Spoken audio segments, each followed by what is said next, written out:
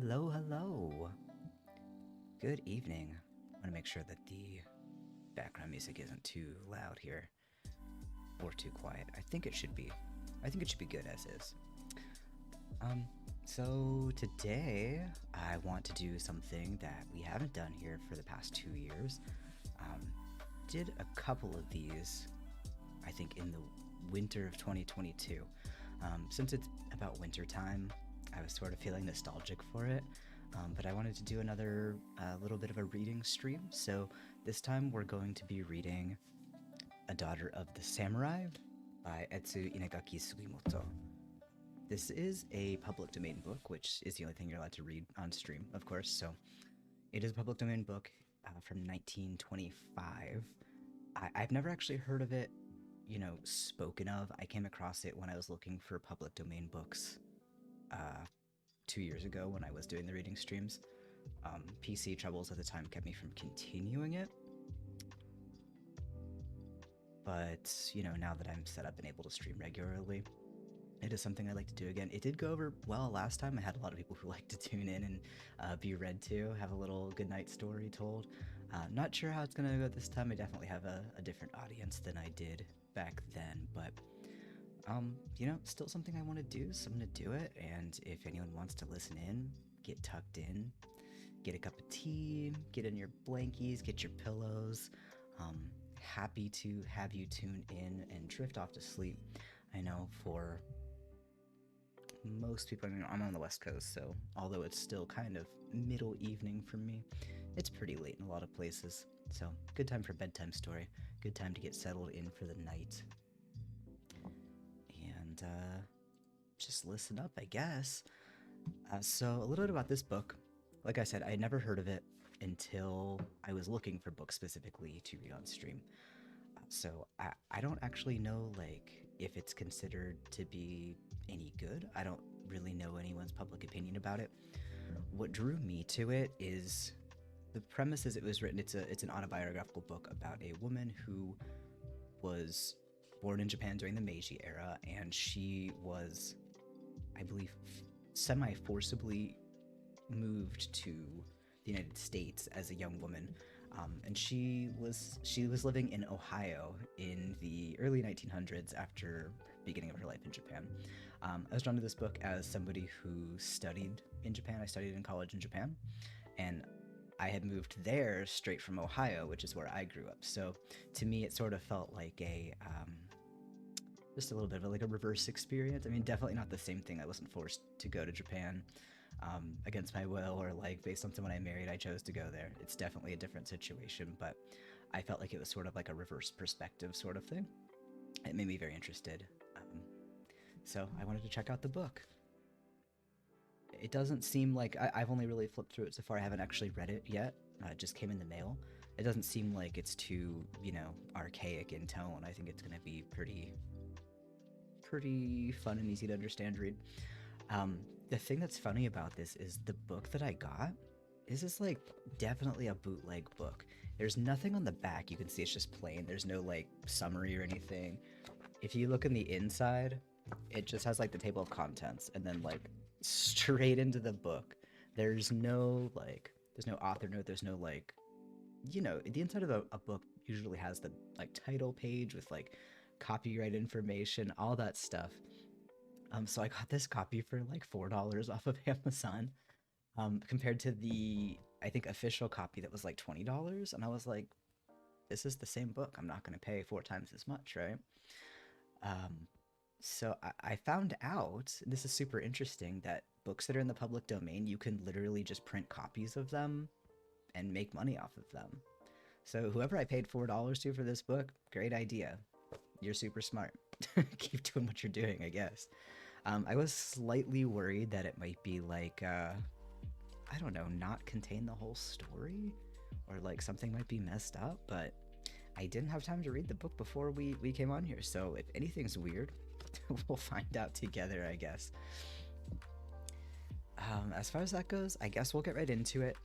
As always with the reading streams, for those of you who are new to checking out the reading streams, if we learn any new words together while we're on this journey, we'll add it to the new words list. And if you type exclamation mark new word, let's try it out here. New word. It will, yeah, so Nightbot's still doing its thing. It will give you a word that we learned in the past. We'll add all the new words we learned. We'll say what book we learned it from. So it's a fun little way to learn something new. And at the same time, settling in and enjoying your night. So hopefully we learn a few things. Hopefully we enjoy the story. And I'll go ahead and get started. So here we are, A Daughter of the Samurai by Etsuko Inagaki Sugimoto. Chapter 1, Winters in Echigo. Japan is often called by foreign people a land of sunshine and cherry blossoms. This is because tourists generally visit only the eastern and southern parts of the country where the climate is mild all the year round. On the northwest coast, the winters are long, snow often covering the ground from December to March or April. In the province of Echigo, where was my home, winter usually began with a heavy snow which came down fast and steadily until only the thick, round ridgepoles of our thatched roofs could be seen. Then groups of coolies with straw mats over their shoulders and big woven hats that looked like umbrellas came and with broad wooden shovels cut tunnels through from one side of the street to the other. The snow was not removed from the middle of the street all winter. It lay in a long pile, towering far above the housetops. The coolies cut steps, for they were carrying snow at intervals all winter, and we children used to climb up and run along the top. We played many games there, and sometimes pretending we were knights rescuing a snowbound village, or fierce brigands stealing upon it for an attack. If I'm not... I need to switch my glasses, actually. I didn't think about that ahead of time. I can't read with these ones very well. Gotta wear these bad boys. That's better. Coolies is, I'm pretty sure, like a derogatory word, like a slur. So sometimes when we're reading these public domain books, there definitely have been things that are sort of not with the times. Like we read Peter Pan. That book was a little bit fucked up, according to modern standards. It was a little bit racist. So you have to keep that in mind that I guess these are a different time and we don't condone any sort of, racism or any of that kind of stuff here on the Hate Beat channel. But a still more exciting time for us was before the snow came, when the entire town was making preparations for winter. This always took several weeks, and each day as we went to and from school, we would stop to watch the coolies busily wrapping the statues and small shrines along the streets in their winter clothing of straw. The stone lanterns and all the trees and bushes of our garden were enclosed in straw, and even the outside walls of the temples were protected by sheets of matting fastened on with strips of bamboo, or immense nettings made of straw rope. Every day, the streets presented a new appearance, and by time the big carved lions at the temple steps were covered, we were a city of grotesque straw tents of every shape and size, waiting for the snow that would bury us in for 3 or 4 months. Most large houses had thatched roofs with wide eaves, but the shops on the streets had shingled roofs, weighted with stones to prevent avalanches when the snow began to melt in the spring. Above all the sidewalks extended a permanent roof, and during the winter the sidewalks were enclosed by walls of upright boards with an occasional panel of oiled paper, which turned them into long halls, where we could walk all over town in the stormiest weather, entirely protected from wind and snow. These halls were dim but not dark, for light shines through snow pretty well, and even at the street corners, where we crossed through the snow tunnels, it was light enough for us to read good-sized characters. Many a time, coming home from school, I have read my lessons in the tunnel, pretending that I was one of the ancient sages who studied by snowlight. Echigo, which means behind the mountains, is so shut off from the rest of Japan by the long Kiso range that during the early feudal days it was considered by the government only a frozen outpost suitable as a place of exile for offenders too strong in position or influence to be treated as criminals. To this class belonged reformers. In those days, Japan had little tolerance for reforms either in politics or religion, and an especially progressive thinker at court or a broad-minded monk was branded as equally obnoxious and sent to some desolate spot where his ambitions would be permanently crushed. Most political offenders that were sent to Echigo either filled the graves of the little cemetery beyond the execution ground or lost themselves in some simple home among the peasants. Our literature holds many a pathetic tale of some rich, entitled youth who, disguised as a pilgrim, wanders through the villages of Echigo searching for his lost father. The religious reformers fared better, for they generally spent their lives in working quietly and inoffensively among the people. Some founders of new Buddhist sects, exiled for a lifetime, were men of great ability, and gradually their beliefs spread so widely that Echigo became known all over Japan as the stronghold of Reformed Buddhism. From earliest childhood, I was familiar with priest tales and was accustomed to seeing pictures of images cut on the rocks or carved figures standing in caves on the mountainsides, the work of the tireless hands of those ancient monks. My home was in the old castle town of Nagaoka. Our household consisted of my father and mother, my honored grandmother, my brother, my sister, and myself. Then there was Jia, my father's head servant, and my nurse Ishi, besides Kin and Toshi. Several other old servants came and went on occasions. I had married sisters, all in distant homes except the eldest, who lived about half a day's jinriksha ride from Nagaoka. She came occasionally to visit us, and sometimes I went home with her to spend several days in her big thatched farmhouse, which had been in ancient days the fortress of 3 mountains. Samurai families often married into the farmer class, which was next in rank to the military and much respected, for one who owns rice villages holds the life of the nation in his hand. We lived just on the edge of town in a huge rambling house that had been added to from time to time ever since I could remember. As a result, the heavy thatched roof sagged at the gable joinings, the plaster walls had numerous jogs and patches, and the many rooms of various sizes were connected by narrow, crooked halls that twisted about in a most unexpected manner. Surrounding the house, but some distance away, was a high wall of broken boulders, topped with a low, solid fence of wood. The roof of the gateway had tipped-up corners and patches of moss on the brown hatch. It was supported by immense posts between which swung wooden gates with ornamental iron hinges that reached halfway across the heavy boards. On each side there extended, for a short distance, a plaster wall pierced by a long, narrow window with wooden bars. The gates were always open during the day, but if at night there came knocking and the call, "Tanomo, Tanomo," I asked to enter.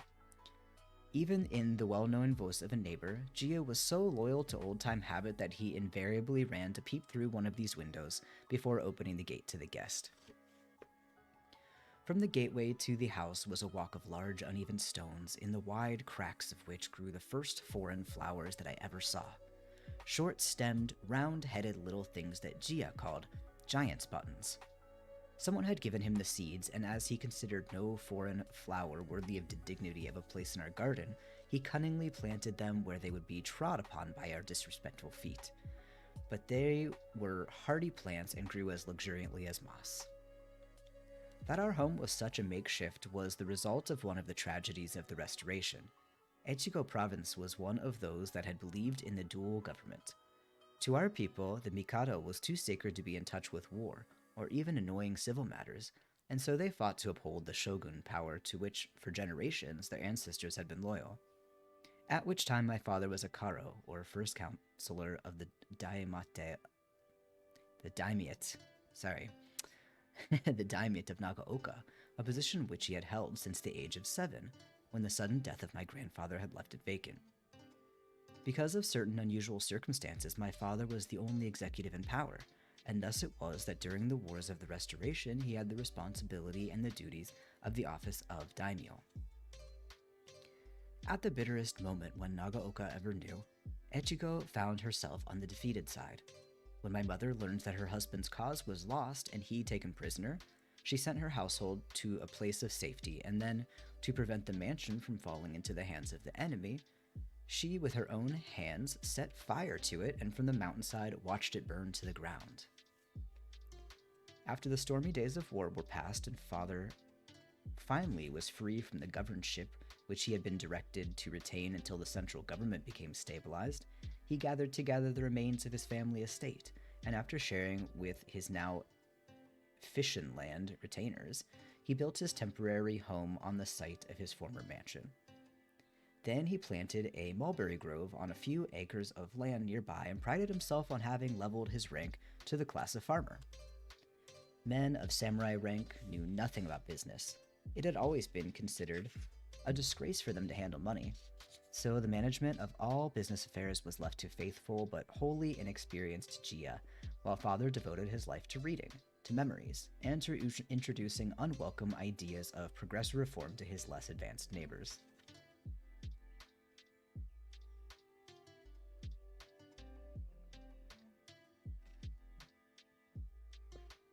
My father, however, held on to one extravagance: the formal once in 2 years journey to the capital, which, before the Restoration, the law required of men in his position, was now changed to an informal annual trip of which he laughingly called the Window Toward Growing Days.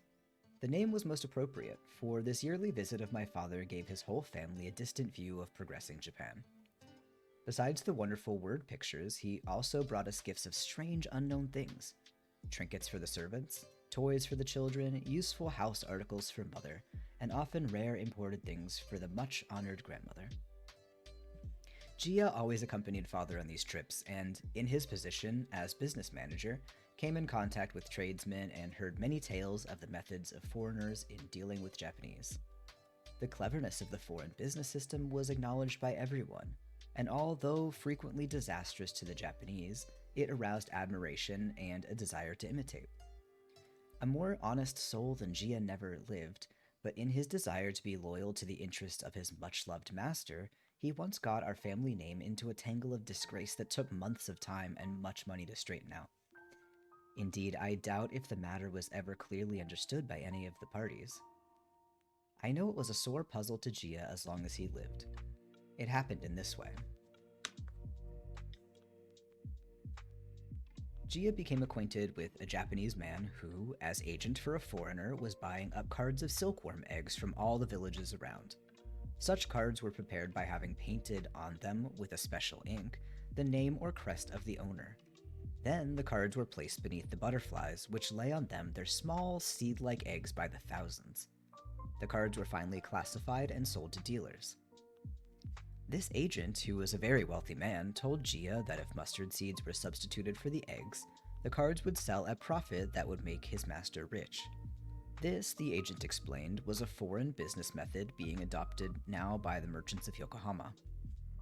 It was known as the new way of making Japan strong, so the high-nosed barbarian could no longer beat the children of Japan in trade. As my father's mulberry grove furnished food for many of the silkworms in nearby villages, his name was a good one for the agent to use, and poor Jia, delighted to be doing business in the clever new way, was of course a willing tool. The man prepared the cards to the value of hundreds of yen, all marked with my father's crest. Probably he pocketed all the money anyway. The first we knew of the affair was when a very tall, red-faced foreign man in strange pipe-like garments called to see my father. How well I remember that important day. Sister and I, with moistened fingertips, melted tiny holes in the paper doors to peep at the wonderful stranger. We knew it was rude and low class, but it was the opportunity of a lifetime. I have no reason to think that foreign man was in any way to blame, and possibly the agent also thought that he was only competing in cleverness with the foreigner. So many things were misunderstood in those strange days. Of course, my father, who had known absolutely nothing of the transaction, paid the price and made good of his name, but I doubt if he ever understood what it all meant. This was one of the many pathetic attempts made in those days by simple-minded vassals whose loyal, blundering hearts were filled with more love than wisdom. In the long winter evenings, I was very fond of slipping away to the servants' hall to watch the work going on there and to hear stories. One evening, when I was about 7 years old, I was hurrying along the zigzag porch leading to the part of the house when I heard voices mingling with the thuds of soft snow being thrown from the roof. It was unusual to have the roof cleared after dark, but Jia was up there arguing with the head coolie and insisting that the work must be done that night. "At the rate the snow is falling," I heard him say, "it will crush the roof before morning." One of the coolies muttered something about it being time for temple service, and I noticed the dull tolling of the temple bell. However, Jia had his way, and the men went on with the work. I was astonished at the daring of the coolie who had ventured to question Jia's command. To my childish mind, Jia was a remarkable person who was always right and whose word was law. But with all my respect for his wisdom, I loved him with all my heart, and with reason, for he was never too busy to twist up a straw doll for me or to tell me a story as I sat on the garden stone watching him work. The servants' hall was a very large room. One half of the board floor had straw mats scattered here and there. This was a part where the spinning, rice grinding, and the various occupations of the kitchen went on.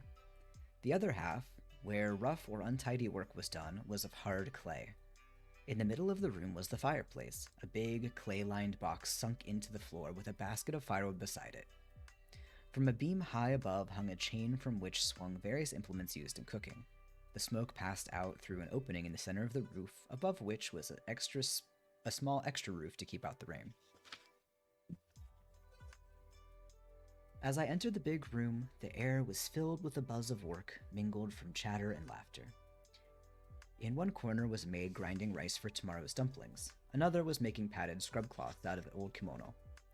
Two others were tossing from one to the other the shallow basket that shook the dark beans from the white, and a little apart from the others sat Ishi, whirling her spinning wheel with a little tapping stick. There was a rustle of welcome for me, for the servants all liked a visit from Etsubo-sama, as they called me. One hurried to bring me a cushion, and another tossed a handful of dried chestnut hulls on the glowing fire. I loved the changing tints of the chestnut hull lumbers and stopped a moment to watch them. "Come here, Etsubo-sama," called a soft voice. It was Ishi. She had moved over to the mat, leaving her cushion for me. She knew I loved to turn the spinning wheel, so she pushed the cotton ball into my hand, holding her own safely over it. I can yet feel the soft pull of that thread slipping through my fingers as I whirled the big wheel. I'm afraid that I spun a very uneven thread, and it was probably fortunate for her work that my attention was soon attracted by Jia's entrance. He pulled him out over to the clay side of the room, and in a moment was seated with his foot stretched out, holding between his toes one end of the rope he was twisting out of rice straw. "Jia-san," called Ishi, "we have an honored guest." Jia looked up quickly, and with a funny bobby bow above his stretched rope, he smilingly held up a pair of straw shoes dangling from a cord. "Ah!" I cried, jumping up quickly and running across the clay floor to him. "Are they my snowshoes? Have you finished them?" "Yes, Etsubo-sama," he answered, putting in my hands a pair of small straw boots. "And I have finished them just in time. This is going to be the deepest snow we have had this year. When you go to school tomorrow, you can take a shortcut, straight over the brooks and fields, and there will be no roads anywhere." As usual, Gia's prediction was right. With our snow boots, we girls could not have gone to school at all. Moreover, his persistence with the coolies had saved our roof, for before morning, 5 feet more of snow filled the deep-cut paths and piled on top of the long, white mountains in the street.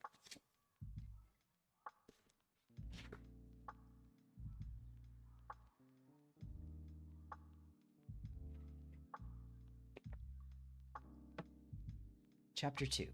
Curly Hair. One day, the servants returned from the temple service, talking excitedly about a fire at Kyoto which had destroyed the great Hongwanji. As this was the Prince Temple of Shin, the sect most popular among the masses, interest in its rebuilding was widespread, and donations were being sent from every part of the empire. The Buddhist exiles of ancient times had left their impress upon Echigo to such an extent that it soon excelled all other provinces in eagerness to give, and Nagaoka was the very center of the enthusiasm. The 1st and 15th of each month, being workmen's holidays, were favorite times for collecting, and as our gifts were mostly of our own products, it was interesting to watch the people who thronged the streets on those days. Besides our own townsfolk, each one carrying a basket or bundle, groups kept coming each hour of the day from the mountains and from neighboring villages. They were men laden with bunches of hemp and coils of rope, or with bundles of bamboo poles, the long ends trailing on the ground as they walked. Women from weaving villages weighted down with bolts of silk or cotton, and farmers pulling long carts piled high with bales of the 5 grains, rice, millet, wheat, oats, and beans, with the farmer's wife, frequently with a baby on her back, pushing at the end. All these gifts were taken to a large building put up on purpose for them, and every day the collection grew. One day, Ishii and I were standing just within our big gateway, watching the people go by. I noticed that almost every woman had her head wrapped in the blue and white towel that servants wear when dusting or working in the kitchen. "Why does everyone wear tenugi on the streets?" I asked. Those women have cut their hair, Etsubo-sama, Ishi replied. Are they all widows? I asked in astonishment, for it was the custom for a widow to cut off her hair at the neck and bury half of it with her husband, the other half being kept until her own death. I thought I had never seen so many widows in my life, but I soon learned that these women had cut off most of their hair, that it might be braided into a huge rope to be used in drawing the lumber for the important center beam of our new temple. Our own servants had cut big bunches from their heads, but with more moderate enthusiasm than that of the peasant class, they had retained enough to dress it so as to cover their bald crowns. One of the maids, however, in religious fervor, had cut off so much that she had to postpone her marriage for 3 years, for no girl could marry with short hair. Not a man of those days would be brave enough to risk the ill omen of taking a bride with the cut hair of a widow. Our family did not belong to the Shin sect of Buddhists, but every woman of whatever sect wanted to have a part in the holy cause, so each of us added a few strands. The hair was taken to the building where the donations were kept and braided into long, thick ropes. Then, just before the removal to Kyoto, all the gifts were dedicated with an elaborate religious ceremony. It seemed to my childish mind that almost everybody in the world came to Nagaoka that day.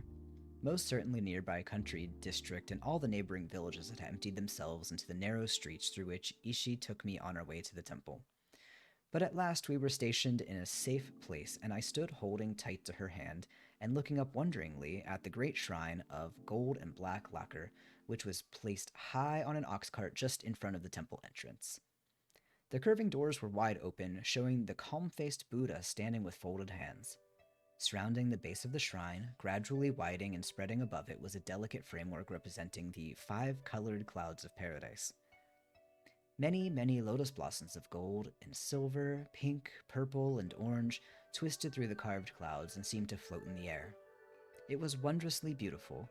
The 2 oxen loaned by proud farmers for the occasion were almost covered with strips of bright-colored silk dangling in long, fluttering streamers from horns and harness. Suddenly, there was a moment's hush. Then, with the returning sound of a multitude of voices mingled the beating of gongs and the shrill piping of temple music. Look, Etsubo-sama, said Ishi. The sacred Buddha is starting on the tour of the appreciation.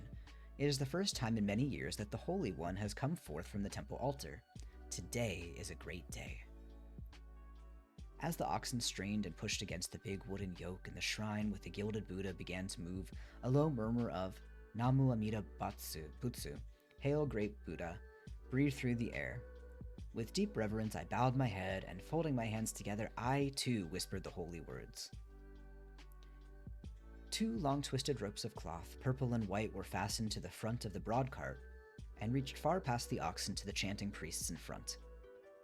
These ropes were held by the eager hands of many men and boys, women and girls, some with babies on their backs and little children of all ages. I saw a playmate. Ishi, Ishi, I cried, so excited that I almost tore her sleeve. There is Sadako-san holding the rope. Things are typed a little bit strangely. I think this is because it's a bootleg copy. So when it's saying like sama and san, it's like written as its own individual word. There's also a lot of words in here that like should be hyphenated and they're all just like mashed together. Like, for example, there's been parts where it says like blue and gold, but instead of like blue hyphen and hyphen gold, it's just like blue and gold, all one word. So I think just because some person is just typing up these books and selling them on Amazon, some of the things are written a little bit strangely. Anyway. Ishi, Ishi, I cried, so excited that I almost tore her sleeve. There is Sadako-san, holding the rope. Oh, may I walk beside her and hold the rope too? May I? Hush, little mistress, you must not forget to be gentle. Yes, I will walk with you. Your little hands shall help with the holy Buddha. And so we helped in the procession, Ishi and I. Never in my life, perhaps, shall I experience an honor more exalted than when we passed through these narrow streets behind the solemn, chanting priests. My hand clasped around the pulling cord of the great, swaying, creaking cart, and my heart filled with awe and reverence. The services of dedication I recall very mistily. The new building was crowded with huge pyramids of donations of every kind. The shrine was carried in and placed before a purple curtain with a big swastika crest in it. There were marching, chanting priests in gorgeous robes with crystal rosaries around their folded hands. There was the fragrance of incense and the sound of soft temple drums, and everywhere low murmurs of Namu Amida Butsu. Only one thing in the great room stands clear in my memory. On a platform in front of the altar with the holy Buddha just above was a huge coil of jet black rope, made on the hair of thousands of women. My mind went back to the day when I thought I was seeing so many widows in the street, and to our servants with their scanty hair dressed over bald crowns, and then, with a pang of humiliation, I recalled the day our own offering was sent. For beside the long, glossy, straight wisps of my sister's hair lay a shorter strand that curved into ugly, mortifying waves. After all these years, I feel a bit of pity for the little girl who was myself when I remembered how many bitter trials she had to endure because of her wavy hair. Curly hair was not admired in Japan, so although I was younger than my sisters, on hairdressing day, which came 3 times in 10 days, I was placed in the care of the hairdresser as soon as she came into the house. This was unusual, for the eldest should always be attended to first. Immediately after the shampoo, she saturated my hair with almost boiling hot tea mixed with some kind of stiffening oil. Then she pulled the hair back as tight as possible and tied it. Thus I was left while she dressed the hair of my sisters. By the time my whole head was stiff and my eyebrows pulled upward, but my hair was straight for the time being and could easily be arranged in the 2 shining loops tied with polished cord, which was the proper style for me. From the time I can remember, I was always careful about lying quiet on my little wooden pillow at night, but by the next morning there was sure to be little twists at my neck and a suspicious curve in the loops on the top of my head. How I envied the long, straight locks of the court ladies and the roll pictures hanging in my room. One time I rebelled and used return words to my nurse, who was trying to comfort me during one of my gluing up experiences. I assume with the hair gluing up her hair. Kind old Ishii forgave me at once, but my mother overheard and called me to her room. I was a little sullen, I remember, as I lowered and seated myself before her cushion, and she looked at me severely as she spoke. "Etsuko," she said, "do you not know that curly hair is like animal's hair? A samurai's daughter should not be willing to resemble a beast." I was greatly mortified and never again complained of the discomfort of hot tea and scented oil. On the day of my 7th year celebration, I experienced a humiliation so deep that it still aches me to think of it. This celebration is a very important event in the life of a Japanese girl, as much so as her debut party is to an American young lady. All our women relatives were invited to a great feast, where I, in a beautiful new gown, occupied the place of honor. My hair had been elaborately arranged, but the day was rainy, and I suppose some persistent small strands had escaped the stiff prison, for I overheard one of my aunts say, "It's a shameful waste to put a beautiful dress on Etsu. It only attracts attention to her ugly, twisty hair." How deeply a child can feel. I wanted to shrivel to nothingness inside the gown of which I had been so proud, but I looked straight ahead and did not move. The next moment, when Ishii came in with some rice and looked at me, I saw the pain in her eyes, and I knew that she had heard. That night, when she came to undress me, she had not removed the little blue and white towel that all Japanese servants wear over their hair when at work. I was surprised, for it is not polite to appear before a superior with a head covered, and Ishii was always courteous. I soon found out the truth. She had gone to the temple as soon as the dinner was over, and cutting off her splendid straight hair had placed it before the shrine, praying the gods to transfer her hair to me. My good Ishii, my heart thanks her yet for her loving sacrifice. Who shall say that God did not pity the simple soul's ignorant, loving effort to save from humiliation the child she loved? At any rate, her prayer was answered when in later years the hand of fate turned my steps toward a land where my curly hair no longer caused me either sorrow or shame.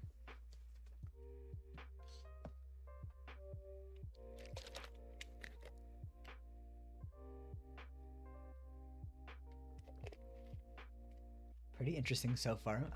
In college, I didn't have to study, not have to, I enjoyed it. I studied quite a bit of Japanese history.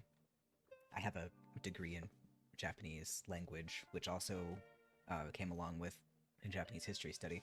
So this is all very in line with, it feels very in line with what I've learned. So it feels very, very accurate. It sort of feels like everything coming together, you know what I mean? I didn't expect it to start when she was a child. I wonder if it's going to fast forward here to her adult life, but I guess they want to provide some background information for who she was before she was taken to Ohio, of all places. Chapter 3, Days of Khan. We did not have kindergartens when I was a child, but long before the time when I could have been admitted to the new after the 6th birthday school, I had acquired a goodly foundation of later study of history and literature. My grandmother was a great reader, and during the shut-in evenings of the long, snowy winters, we children spent much time around her firebox listening to stories. In this way, I became familiar, when very young, with our mythology, with the lives of Japan's greatest historical personages, and with the outlined stories of many of our best novels. Also, I learned much of the old classic dramas from my grandmother's lips. My sister received the usual education for girls, but mine was planned along different lines for the reason that I was supposed to be destined for a priestess. I had been born with the navel cord looped around my neck like a priest's rosary, and it was common superstition in those days that this was a direct command from Buddha. Both my grandmother and my mother sincerely believed this, and since in a Japanese home the ruling of the house and the children is left to the women, my father silently bowed to the earnest wish of my grandmother to have me educated for a priestess.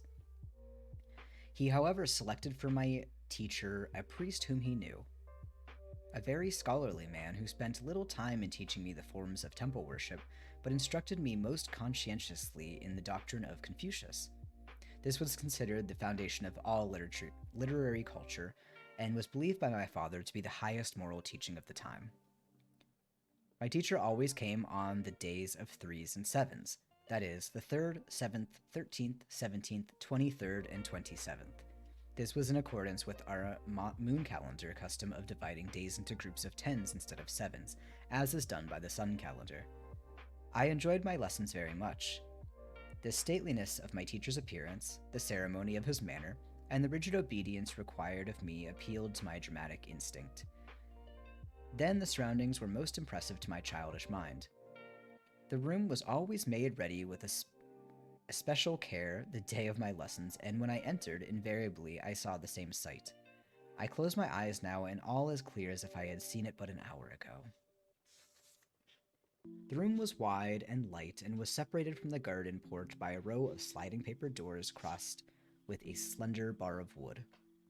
The black-bordered straw mats were cream-colored with time, but immaculate in their dustlessness. Books and desks were there, and in the sacred alcove hung a roll picture of Confucius. Before this was a little teakwood stand from which rose a curling mist of incense. On one side sat my teacher, his flowing gray robes lying in straight, dignified lines about his folded knees, a band of gold brocade across his shoulder, and a crystal rosary around his left wrist. His face was always pale, and his deep, earnest eyes, beneath the priestly cap, looked like wells of soft velvet. He was the gentlest and saintliest man I ever saw. Years after, he proved that a holy heart and a progressive mind can climb together, for he was excommunicated from the Orthodox Temple for advocating a reform doctrine that united the beliefs of Buddhism and Christianity. Whether through accident or design, this broad-minded priest was the teacher chosen for me by my broad-minded, though conservative, father. My studies were from books intended only for boys, as it was very unusual for a girl to study Chinese classics. My first lessons were from the 4 books of Confucius. These are Daigaku, Great Learning, which teaches that the wise use of knowledge leads to virtue; Chuyo, the Unchanging Center, which treats of the unalterableness of universal law; Rongo and Moshi, which consist of the autobiography, anecdotes, and sayings of Confucius gathered by his disciples.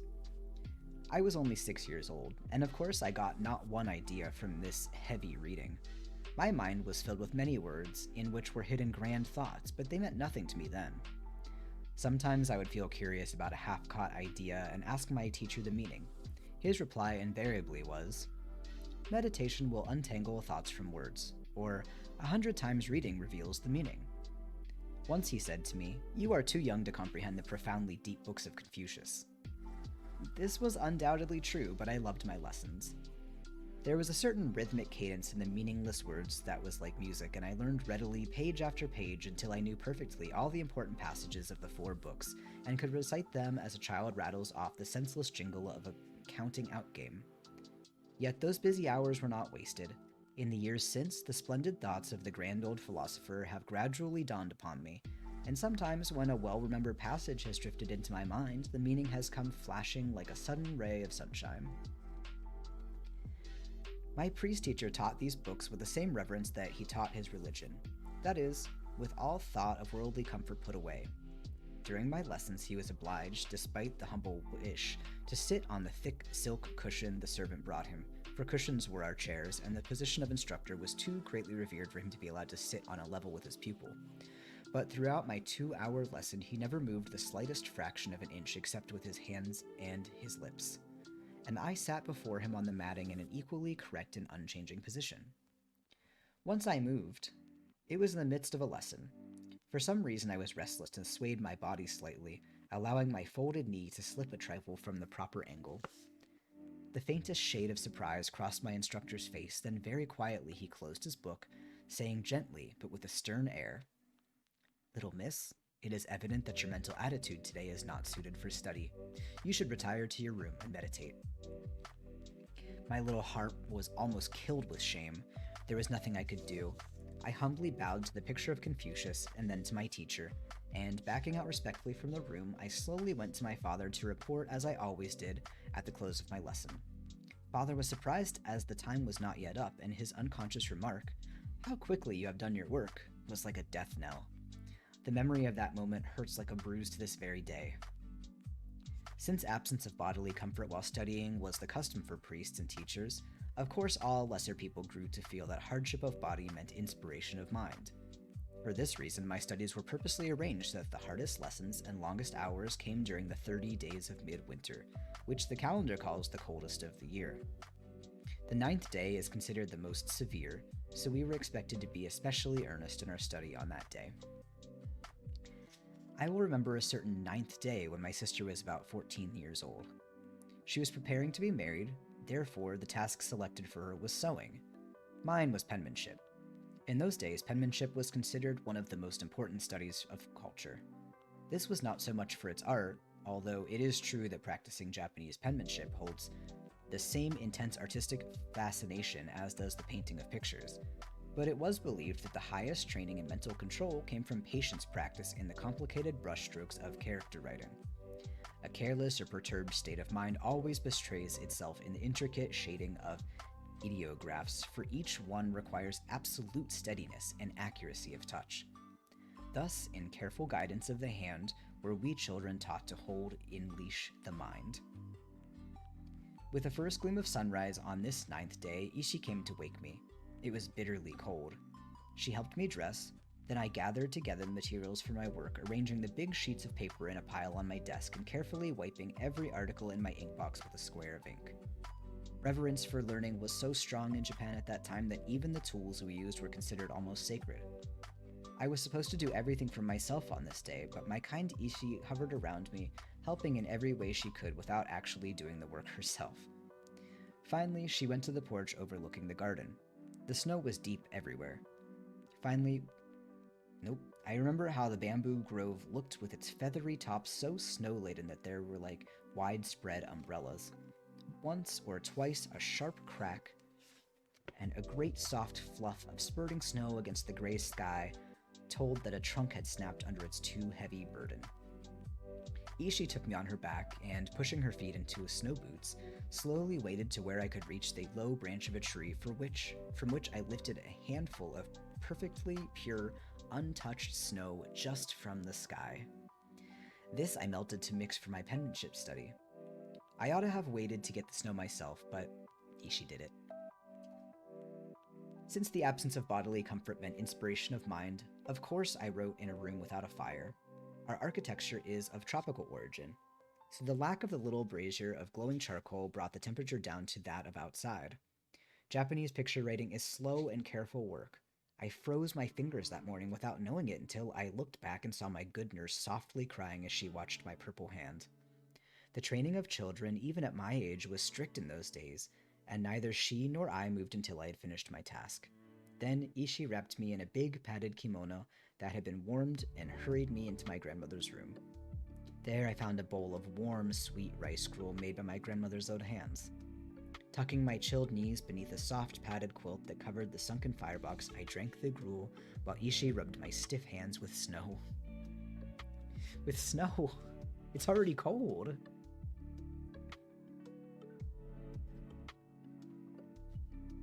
Of course, the necessity of this rigid discipline was never questioned by anyone, but I think that, because I was a delicate child, it sometimes caused my mother uneasiness. Once I came into the room where she and father were talking. "Honorable husband," she was saying, "I am sometimes so bold as to wonder if Etsuko's studies are not a little severe for a not-too-strong child." My father drew me over to his cushion and rested his hand gently on my shoulder. "We must not forget, wife," he replies, "the teachings of a samurai's home. The lioness pushes her young over the cliff and watches it climb slowly back up from the valley without one sign of pity, though her heart aches for the little creature, so only can it gain strength for its life work." Because I was having the training and studies of a boy was one of the reasons my family got in the habit of calling me Etsubo, the termination bo being used for a boy's name as ko is for a girl's. But my lessons were not confined to those for a boy. I also learned all the domestic accomplishments taught my sisters: sewing, weaving, embroidery, cooking, flower arranging, and the complicated etiquette of ceremonial tea. Nevertheless, my life was not all lessons. I spent many happy hours in play. With the conventional order of old Japan, we children had certain games for each season. The warm, damp days of early spring, the twilight evenings of summer, the crisp, fragrant harvest time, or the clear, cold snowshoe days of winter. And I believe I enjoyed every game we ever played, from the simple winter evening pastime of throwing a threaded needle at a pile of rice cakes to see how many each of us could gather on her string, to the exciting memory contest with our various games of poem cards. We had boisterous games too, in which groups, all girls of course, would gather in some large garden or on a quiet street where the houses were hemmed in behind hedges of bamboo and evergreen. Then we would race and whirl in The Foxwoman from the Mountain, or Hunting for Hidden Treasure. We would shout and scream as we tottered around on stilts in the forbidden boy game of Riding the High-Stepping Bamboo Horse, or the hopping game of The One-Legged Cripples. But no outdoor play of our short summers, nor any indoor game of our long winters, was so dear to me as were stories. The servants knew numberless priest tales and odd jingles that had come down by word of mouth from the past generations, and Ishii, who had the best memory and the readiest tongue of them all, possessed an unending fund of simple old legends. I don't remember ever going to sleep without stories from her untiring lips. The dignified tales of Honorable Grandmother were wonderful, and the happy hours I spent sitting with primly folded hands on the mat before her, for I never used a cushion when Grandmother was talking to me, have left lasting and beautiful memories. But with Ishii's stories, everything was different. I listened to them all warm and comfortable, snuggled up crookedly in the soft cushions of my bed, giggling and interrupting and begging for just one more, until the unwelcome time would arrive when Ishii, laughing but stern, would reach over to my night lantern, push one wick into the oil, straighten the other, and drop the paper panel.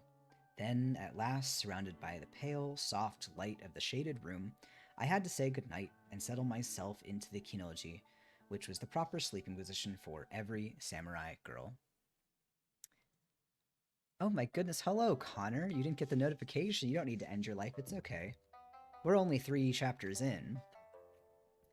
Though, honestly, I was thinking of wrapping it up because I've just been reading to myself all this time. And I know there were a couple people who were interested in listening, so I didn't want to read the whole book without anybody here. But you came at an opportune time. Just finished chapter 3, and now I can take some water. How are you feeling tonight? How are you doing? Surprised you didn't get the notification because I actually started the stream twice. I was having some technical difficulties at the beginning here, so I had to start it over again.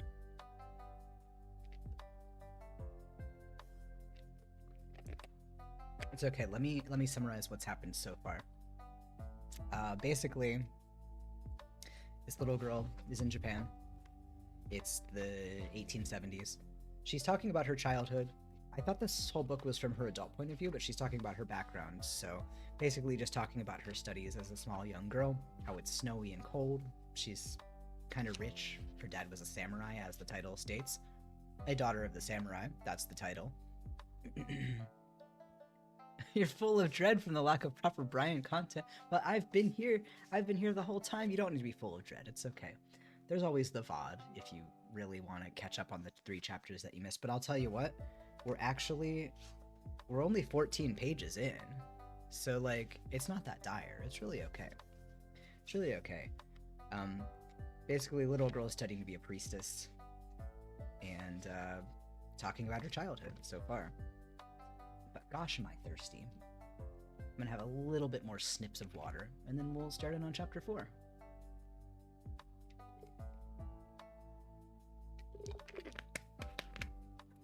So I know that you weren't here when I was doing my old reading streams. I mentioned this at the beginning, but we do a thing where I do reading streams. I know it's been 2 years. You didn't know me back when I was doing reading streams last time, but if we learn a new word, we will add it to this document, and if you type exclamation mark new word, it will pull up a word that we've learned from one of our previous reading streams. However, I haven't learned any new words yet in the 14 pages of this book, so we haven't gotten to add anything yet today.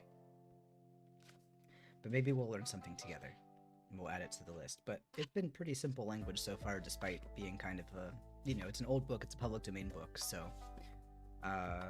it's from 1925 or 26 this was written. And it's all pretty straightforward language, so nothing too complicated. But we'll see if we learn anything new. Gasp, I know that command's been there this whole time. Can you believe it? It's always been there in this chat.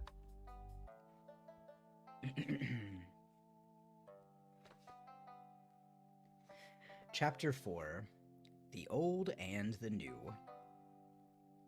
Now that you're here, can you tell me if my background audio is, like, okay? I wasn't sure if it was too loud or too quiet. I've just been reading on, happy as a little clown. Let me know if it needs adjusted at all, though. Sometimes I'm playing background audio and you can't even hear it, so I don't want to look like a little fool. Chapter 4. Oh, it's perfect volume! Great! I'm glad to hear it. I always seem to get it wrong. Alright, the old and the new. I was about 8 years old when I had my first taste of meat. For 12 centuries, following the introduction of the Buddhist religion, which forbids the killing of animals, the Japanese people were vegetarians. In late years, however, both belief and custom have changed considerably, and now, though meat is not universally eaten, it can be found in all restaurants and hotels. But when I was a child, it was looked upon with horror and loathing. How well I remember one day when I came home from school and found the entire household wrapped in gloom. I felt a sense of depression as soon as I stepped from the shoe-off entrance and heard my mother in low, solemn tones giving directions to a maid. A group of servants at the end of the hall seemed excited, but they also were talking in hushed voices. Of course, since I had not yet greeted the family, I did not ask any questions, but I had an uneasy feeling that something was wrong, and it was very hard for me to walk calmly and unhurriedly down the long hall to my grandmother's room. "Honorable grandmother, I have returned," I murmured as I sank to the floor with my usual salutation. She returned my bow with a gentle smile, but she was graver than usual. She and a maid were sitting before the black and gold cabinet of the family shrine. They had a large lacquer tray with rolls of white paper on it, and the maid was pasting paper over the gilded doors of the shrine. Like almost every Japanese home, ours had 2 shrines. In times of sickness or death, the plain wooded Shinto shrine, which honors the sun goddess, the emperor, and the nation, was sealed with a white paper to guard it from pollution. But the gilded Buddha shrine was kept wide open at such a time, for Buddhist gods give comfort to the sorrowing and guide the dead on their heavenward journey. I had never known the gold shrine to be sealed, and besides, this was the very hour for it to be lighted in readiness for the evening meal. That was always the pleasantest part of the day, for after the first helping of our food had been placed on a tiny lacquer table before the shrine, we all seated ourselves at our separate tables and ate, talked and laughed, feeling that the loving hearts of the ancestors were also with us. But the shrine was closed. What could it mean? I remember that my voice trembled a little as I asked, "Honorable grandmother, is anybody going to die?" I can see now how she looked, half amused and half shocked. "Little Etsuko," she said, "you talk too freely like a boy. A girl should never speak with abrupt unceremony." "Pardon me, honorable grandmother," I persisted anxiously, "but is not the shrine being sealed with the pure paper of protection?" Yes, she answered with a little sigh and said nothing more. I did not speak again, but sat watching her bent shoulders as she leaned over, unrolling the paper for the maid. My heart was greatly troubled. Presently, she straightened up and turned toward me. Your honorable father has ordered his household to eat flesh, she said very slowly. The wise physician who follows the path of the Western barbarians has told him that the flesh of animals will bring strength to his weak body, and also will make the children robust and clever like the people of the Western Sea. The ox flesh is to be brought into the house in another hour, and our duty is to protect the holy shrine from pollution. That evening we ate a solemn dinner with meat in our soup, but no friendly spirits were with us, for both shrines were sealed. Grandmother did not join us. She always occupied the seat of honor, and the vacant place looked strange and lonely. That night I asked her why she had not come. I would rather not grow as strong as a Westerner, nor as clever, she answered sadly. It is more becoming for me to follow the path of our ancestors. My sister and I confided to each other that we liked the taste of meat, but neither of us mentioned this to anyone else, for we both loved grandmother and we knew our disloyalty would sadden her heart. The introduction of foreign food helped greatly to break down the wall of tradition which shut our people away from the world of the West, but sometimes the change was made at a great cost. This could not be otherwise, for after the restoration, many samurai suddenly found themselves not only poor and at the same time separated entirely from the system that had given them support, but also bound as firmly as ever by the code of ethics that for centuries had taught them utter contempt for money. The land was flooded, during those first years, with business failures, for many of these men were young, ambitious, and eager to experiment with new customs. Such a one was Mr. Toda, a friend and neighbor who often came to shoot on our archery grounds with my father or to take horseback rides with him in the mountains. I liked Mr. Toda very much and could not understand why grandmother seemed to feel his ideas were too progressive and informal. One day, when he and my father were having a game of archery, they stopped to argue about some business plan. I was nearby, trying to ride on the back of my father's big white dog, Shiro.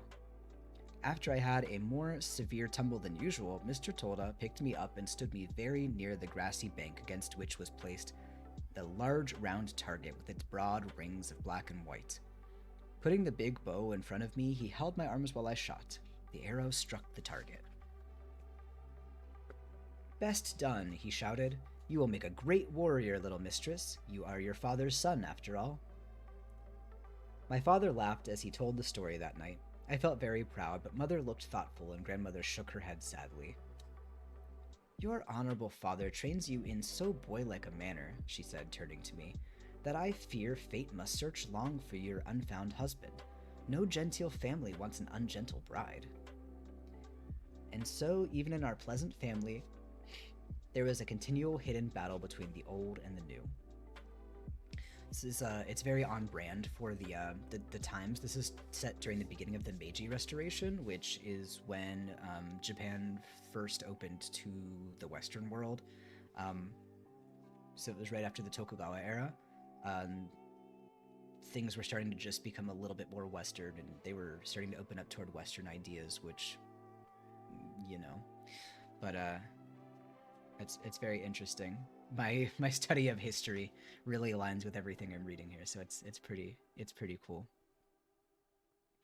Mr. Toda was a man of independent thought, and after several vain attempts to adjust himself to new conditions and at the same time retain his dignity, he decided to throw dignity aside and engage in some business that would bring material results.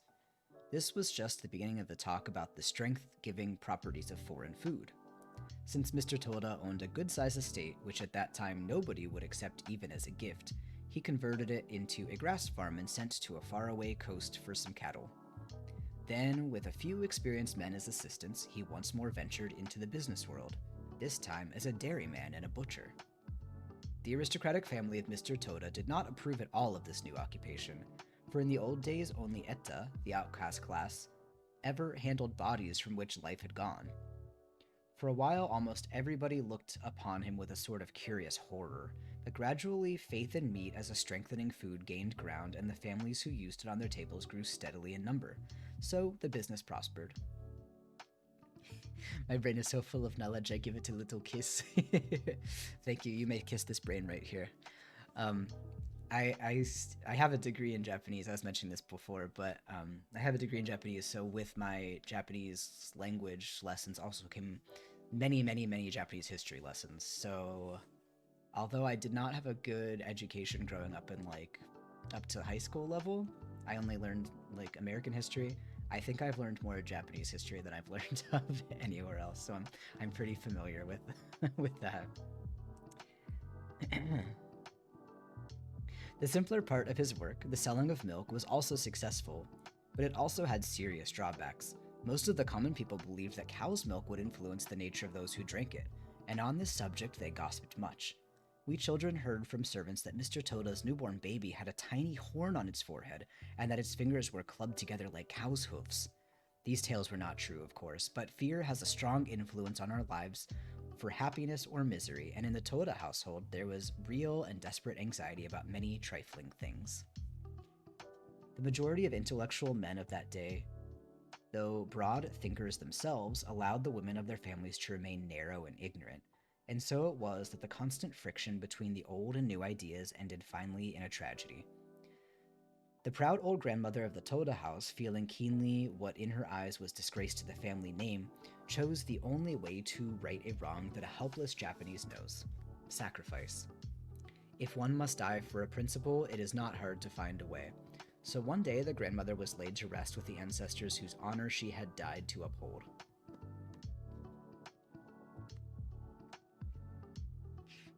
Me, when you were streaming Moran, read the Japanese on Basil's album with ease, and I was so awestruck while fully knowing it's literally what you studied. Yeah, I mean, I have a very useless degree, so at least it can come in handy when I'm reading random Japanese words. That's all I got. That's all I got in here. Mr. Toda was an unflinching man who honestly believed that he was right in carrying out his progressive ideas, but to his mother's silent protests, he yielded.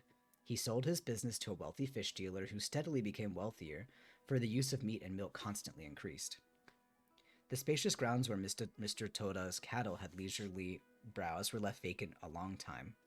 We children on our way home from school used to peep fearfully through the cracks in the black board fence and talk in whispers as we gazed at the desolate land covered with coarse grass and tall weeds.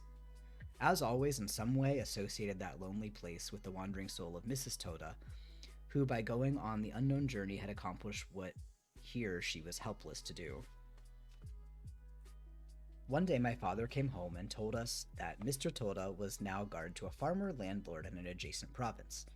His good fortune was due to the fact that, for several years after the Restoration, the new government had much trouble in handling its numerous, previously separated governed provinces, and there was much lawlessness everywhere. To the landlord of many small farms, the Restoration was not the tragedy it was to the samurai, for Etsuko was famous for its abundant rice crops, and farmer storehouses often were filled with treasure. But it was uncommon thing for desperate robbers to raid those storehouses and sometimes even to murder the owners. Wealthy farmers had to be guarded, and since the restrictions of feudal days, which had rigidly regulated the style of living of the various classes, no longer existed, those farmers could enjoy their riches without interference from the government, and it became the fashion for them to hire ex-samurai, once their superiors, as guards. Partly on account of the dignity of the former station, which everyone of less honorable rank respected, and partly because of their skilled military training, the samurai were well fitted for this duty.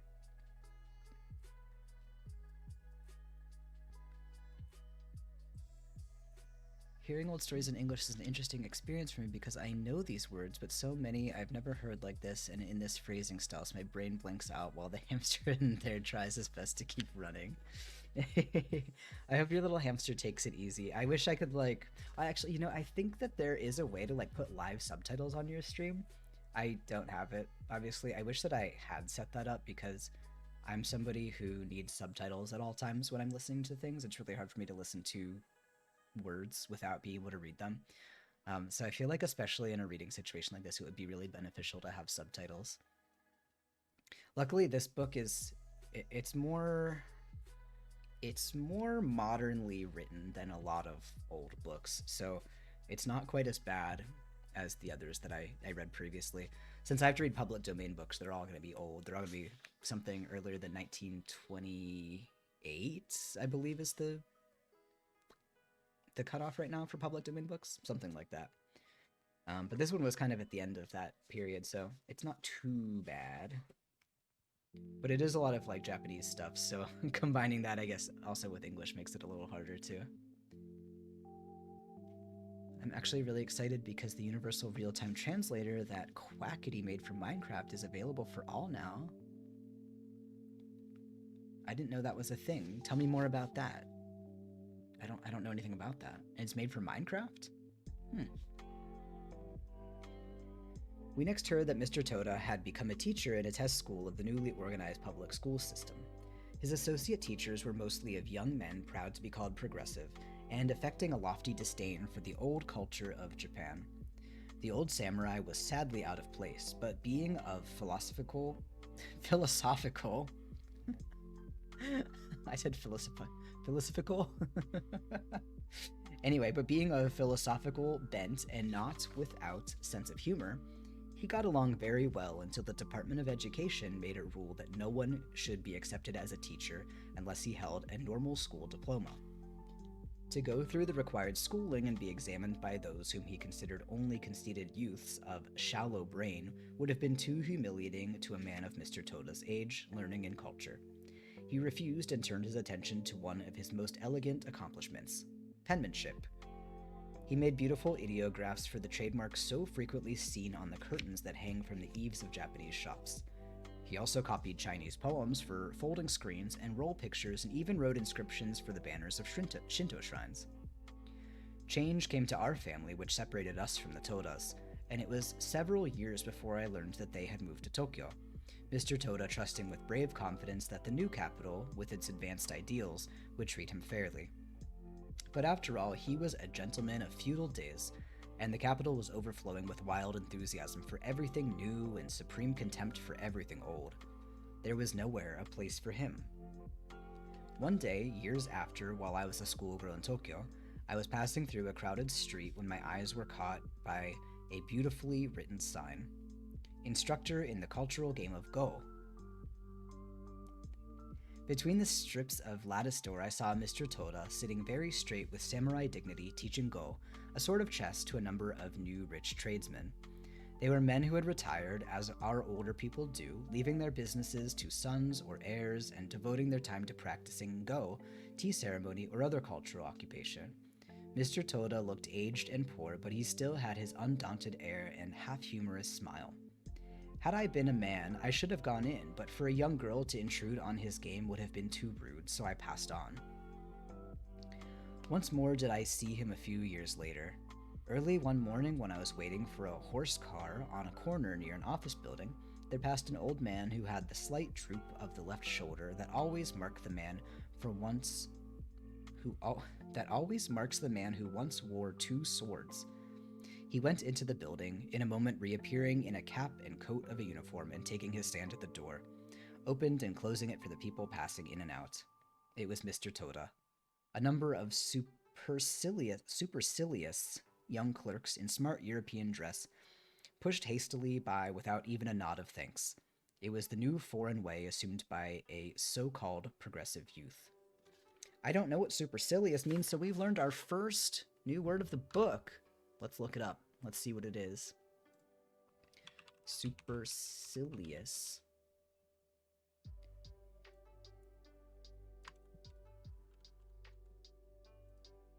Supercilious. It's an adjective. And it means haughtily disdainful or contemptuous as a person or a facial expression. Great.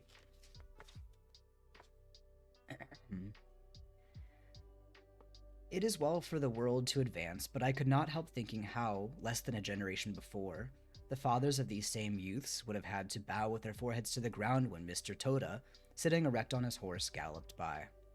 The door swung to and fro, and he stood with his head held high and on his lips the same half-humorous smile.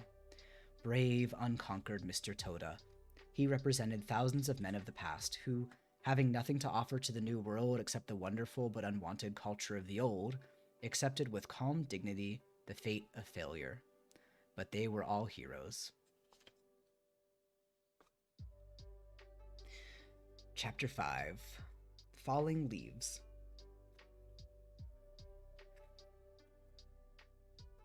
The day before Nagaoka's last castle sinking celebration, Kin took me to walk along the edge of the old castle moat. Years before, part of it had been leveled up and was now occupied by neat little rice farms, but most of it was still only a marshy waste that was gradually being filled with rubbish from the town. In one place, an angle of the wall projected out pretty far, forming a protected pond where was clustered a crowded mass of velvety lotus leaves. Kin said that the water of the moat used to be very deep and as clear as a mirror, and that here and there were large patches of lotus leaves which, in the blossoming season, looked like unevenly woven brocade with a raised pattern of white and pink blossoms. What did the castle look like, Kin? I want to hear again, I said, looking across the dikes to the ruined walls and piles of heaped-up stones on the top of the hill. Like all castles, Etsuko-sama, she replied, except that this one was ours. It was not often that Kin's gay spirits were sobered, but she stood gazing gravely across the ruins, saying nothing more. I turned my face toward the hill and closed my eyes, trying to see in my mind the pictures so often painted for me by the loyal lips of Jia, or Ishi. A great square mass of stone and plaster with narrow white-barred windows and tiers of curving roofs artistically zigzagging over each other in such a manner that an object thrown from any corner would find an unobstructed path to the ground. And high above the deep eaves and many-pointed roofs, on each end of the curving roof ridge, a bronze fish with uplifted tail shining rich and dark in the sunshine. Below, at the base of the pine-topped dikes, slept in dark quietude the waters of the moat, called the Bottomless by simple-hearted people, whose clear waters reflected the six-sided stones of the tortoise-back wall. Come, Etsuko-sama, we must go. I opened my eyes with a jerk. Nothing of the picture was there except the dikes that only formed a protection from flying arrows and shooting spears, and now were only hilly, peaceful vegetable gardens. All of this ground beyond, said Kin with wide sweep of her hand as we started toward home, was once covered with beautiful gardens of noble retainers whose mansions were gathered about the outer wall of the castle. Now all that beauty is crushed into hundreds of plain little farms, and some of them, like ours, are plowed by the unused hands of vassals of the ancient glorious. Kin was quiet all the way home, and I walked soberly by her side, with my bright anticipation for the morrow's celebration somewhat dampened. Castle sinking is a term used in Japanese literature to describe the sublime desolation of the useless castle of a conquered people. The new government was both wise and generous in its endeavor to help its subjects adjust themselves to the puzzling situation which confronted them at the close of the war, but Nagaoka people were slow to forget. Many still believed that to have dragged the god-sended emperor from his palace of holiness and peace, only to plunge him into a material world of sordid duties was sacrilege, and that the failure of the shogun power to march steadily on its rightful way was a sorrowful thing for Japan. I was many years younger than the time of the Restoration, but its memories were with me all through my childhood, for I was born not so long after those years of desolation and bitterness but that the everyday folk of the town... What? I need to start this sentence over. Something's not making sense to me here. I was many years younger than the time of the Restoration, but its memories were with me all through my childhood, for I was born not so long after those years of desolation and bitterness, but that the everyday talk of the town was of the awful days that had left so many homes without a master. In my babyhood, I heard war songs as frequently as lullabies, and half my childhood stories were tales of heroes on the battlefield. From the gateway of my home could be seen the ruined walls and half-filled moats of the castle. Our godowns were filled to the roof with weapons and belongings of my father's retainers, and I scarcely ever went on to the street that I did not meet some old person who, as I passed, would stand humbly aside, bowing and bowing with respectful and tearful murmurings of the glories of the past. Ah me!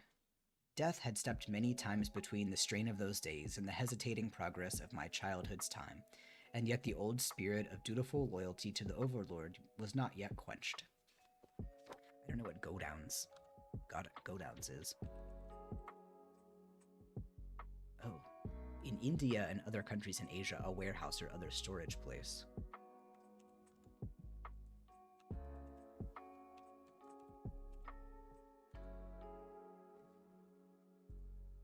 Okay. I guess, contextually, that's sort of what I imagined, but doesn't help to learn it officially, right? May 7th, 1869 was the day on which all power was removed from Nagaoka Castle by the new government, and after the bitterness of the first few years had passed, the anniversary of that day was always observed by the samurai families of the town. To the newcomers and to the tradespeople, the celebration was only an interesting episode, but to those who took part, it was a tribute to the dying spirit of chivalry. The morning after my walk with kin by the castle moat, I wakened with an exciting feeling that something was going to happen. And indeed, it was a day of busy happenings. For breakfast, everybody ate black rice. Rice husked but not whitened, such is used by soldiers during the haste of battle marches. And in the afternoon, a sham battle was held on Yukazan Plain, back of the shrine dedicated to the Nagaoka daimyos. What a gay assemblage there was that day. Most of the aristocracy were poor and much of their valuable armor had been disposed of, but everybody had retained some and each one appeared in what he had. I can even now see a procession as it started, with my father as leader. He sat very straight on his horse and, to my childish eyes, looked very grand in his cloth garment, with close wrist sleeves and bloomer-like skirt, over which rattled and clanged the lacquer-scaled breastplate with its cross-stitching of silk cord and its great gold crest. Of course, his own horse was gone, as well as its elaborate trappings, but Mother's ingenuity had decorated a plain harness with cords and tassels twisted from strips of silk, thus transforming a tenant's farm horse into somewhat the appearance of a war steed. And in place of the swords Father was no longer allowed to carry, he wore 2 sharpened bamboos stuck through its sash. A great crowd of people gathered by the stone bridge at the time of the town to see the little army start out. The spectators had clothed themselves as far as they could in ancient dress, and as they waited, the men all sitting with crossed legs in warrior fashion, they made a courageous-looking company. Then the drum sounded, and my father raised his saihai, a stick with dangling papers which his ancestors had carried to guide their followers, and rode away, followed by a long train of men in armor as for war. They crossed the fields, climbed the mountain, and after each warrior had made salutation at the temple, they gathered on the plain for the battle, following it with an exhibition in archery, fencing, spear throwing, and athletic sports of various kinds. I know she means joyous, but I imagine her like homosexuals, the lot of you. I don't know when the word gay, I mean, gay was used to be like happy or jolly for like a long time. I think probably up to like the 60s or 70s. I don't know exactly when that word stopped being used and like turned into being homosexual. That's an interesting thing to look up maybe. It's always sort of funny reading old books though, and you know, hearing different words that we use much differently now, much like that. Our men servants went to the Yukazan Plain to watch the sports, but the women were busy all day preparing for the homecoming.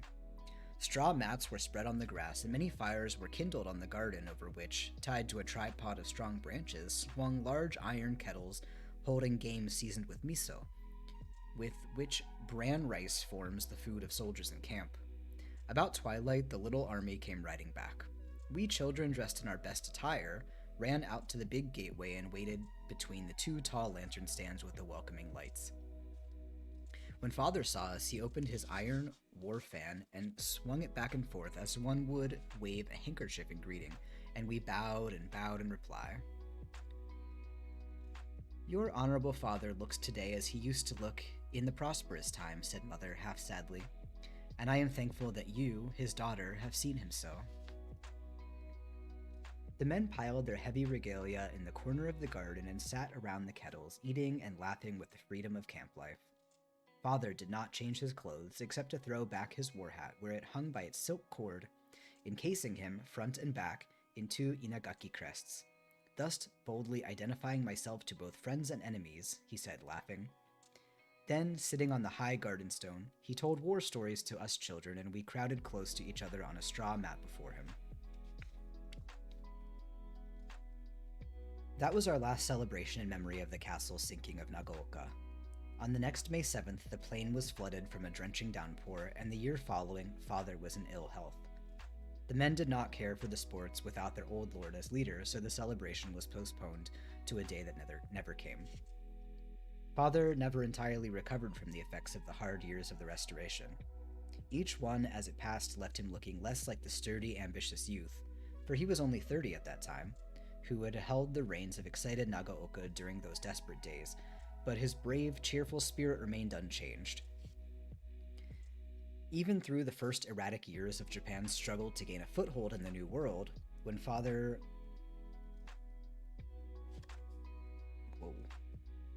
Even through the first erratic years of Japan's struggle to gain a foothold in the New World, when people were recklessly throwing off the old and madly reaching out for the new, Father had gone on his way, calm and unexcited.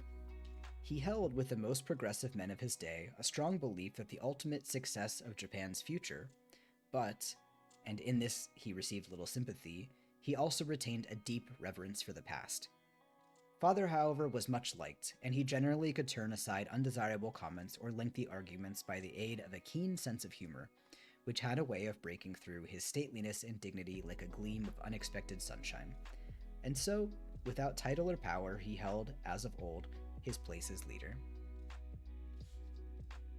One autumn day, Father's physician, who was a very progressive man and as much a friend as physician, suggested that Father should go to Tokyo and consult some doctors of a new hospital renowned for its successful use of Western methods. Father decided to go, and of course he took Gia with him. With Father and Gia both gone, I was desolate. I still feel the heart pull of those lonely days. Sister was preparing for her marriage, which was to take place in the fall, and her time was taken up with many things. I don't know what I should have done but for my good Shiro, who was equally lonely with me. Shiro really belonged to me, but of course I never called him mine, for it was considered rough and unladylike for a girl to own a dog.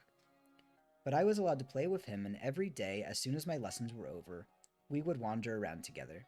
One day we had visited the archery ground and were on the long walk where Father liked to trudge up and down for exercise, when suddenly Shiro galloped away from me toward a little house just within the gateway, where Gia lived alone. Gia's wife had died before I could remember, but he was a capable housekeeper, and any afternoon during the summer that I might go to his neat porch, I would find a square lacquer box holding the most delicious things that a little girl could possibly want to eat between meals. A sweet potato baked in ashes and sprinkled with salt, or some big brown chestnuts baked until their jackets had burst, disclosing the creamy richness of the dainty that was waiting for my fingers. I hurried after Shiro and found him pushed close against the porch, his tail wagging and his nose eagerly sniffing in the corner where the lacquer box used to stand.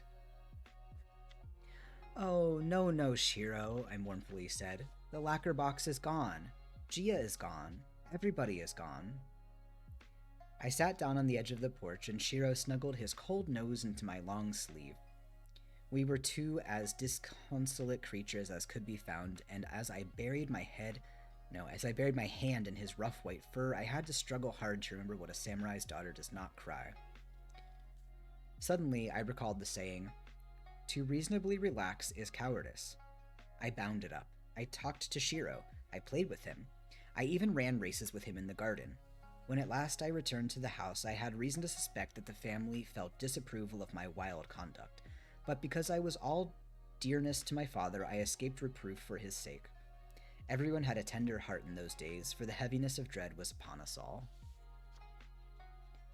One day Shiro felt sick and would eat nothing I put into his bowl. I had a childish feeling that if he would eat, he would get well, but that day happened to be the death anniversary of an ancestor and was therefore a day of fasting.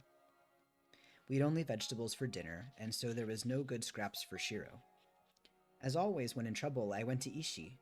She knew we ought not to handle fish on a fast day, but she pitied my anxiety and smuggled me some fish bones from somewhere. I took them to a distant part of the garden and crushed them between two flat stones. Then I mixed them with bean soup from the kitchen and took them to the kindling shed where Shiro was lying on his straw mat. Poor Shiro looked grateful, but he would not get up. And thinking that perhaps he was cold, I ran to my room and brought my crepe cushion to cover him. When this became known to my grandmother, she sent for me to come to her room. The moment I lifted my face after bowing, I knew this was not one of the times when I was to be entertained with sweet bean cake. Let me take a little sip really quick. I'm getting parched over here.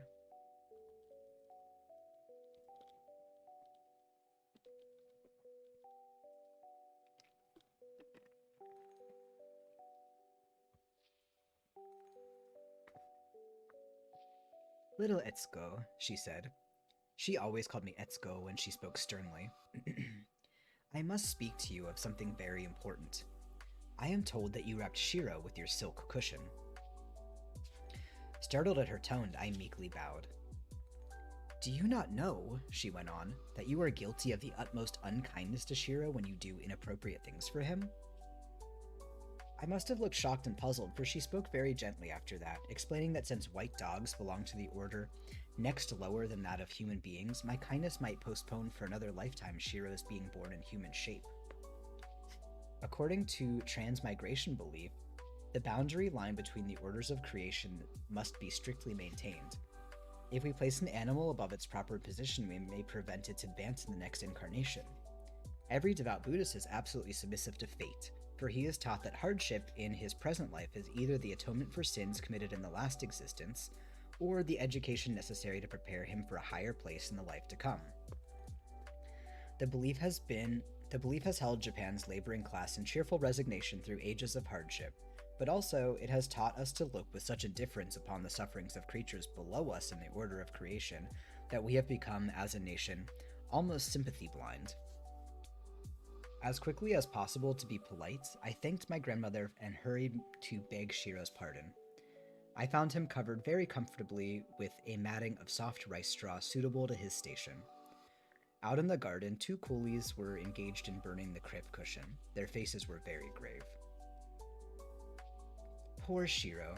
He had the best care we could give him, for the next morning his body was asleep under the straw matting and his spirit had passed on to the next state, which I pray was not lower because of my kindly meant mistake.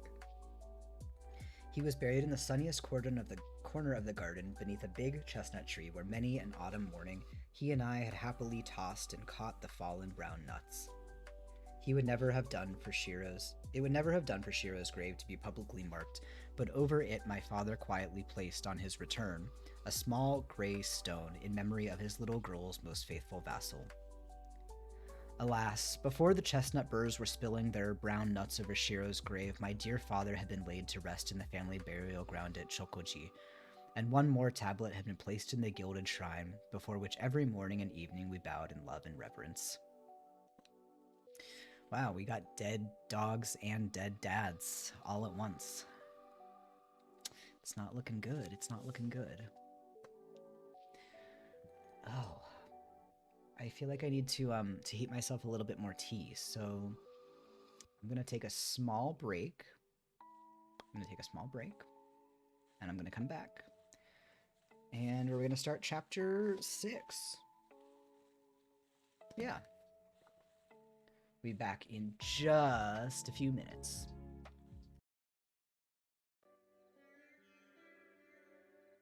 I almost forgot to turn my microphone back on. That would have been really silly. We would have had a bad time. I would have just been sitting here reading silently. It'd be terrible. I have my tea. I have blueberry green tea. Disappointingly, my kettle that's in my room doesn't hold too much water at a time. So I have these big mugs, like this big. This is like larger than the average mug, right? This is like almost tankard size of a mug. And so this kettle can fill like the smaller type of mugs, but it just fills these like halfway. And it's just kind of sad. I make my cup of tea and it's only for what? Just half filled? Disastrous. What are you writing over there? Don't take notes on me. Alrighty, are you ready for chapter 6? Seems like things are getting beyond the move now that Dad and Dog are dying. Sad days, sad days. All right. Chapter 6. A Sunny New Year. Ours was a lonely house of the winter after Father's death. The first 49 days, when the soul hovers near the eaves, was not sad to me, for the constantly burning candles and the curling incense of the shrine made me feel that Father was near. And too, everyone was lovingly busy doing things in the name of the dear one. For to Buddhists, death is a journey, and during these 7 weeks, Mother and Jia hastened to fulfill neglected duties, to repay obligations of all kinds, and to arrange family affairs so that on the 49th day, the soul, freed from the world shackles, could go happily on its way to the land of rest. But when the excitement of the busy days was over, and excepting at the time of daily service the shrine was dark, came loneliness. In a childish, literal way, I thought of Father as trudging along a pleasant road with many other pilgrims, all wearing the white robes covered with priestly writings, the pilgrim hats and straw sandals in which they were buried, and he was getting farther and farther from me every day. As time passed on, we settled back into the old ways, but it seemed that everybody and everything had changed. Jia no longer hummed old folk songs as he worked, and Ishi's cheerful voice had grown so lifeless that I did not care for fairy tales anymore. Grandmother spent more time than ever polishing the brass furnishings of the shrine. Mother went about her various duties, calm and... The sentence just...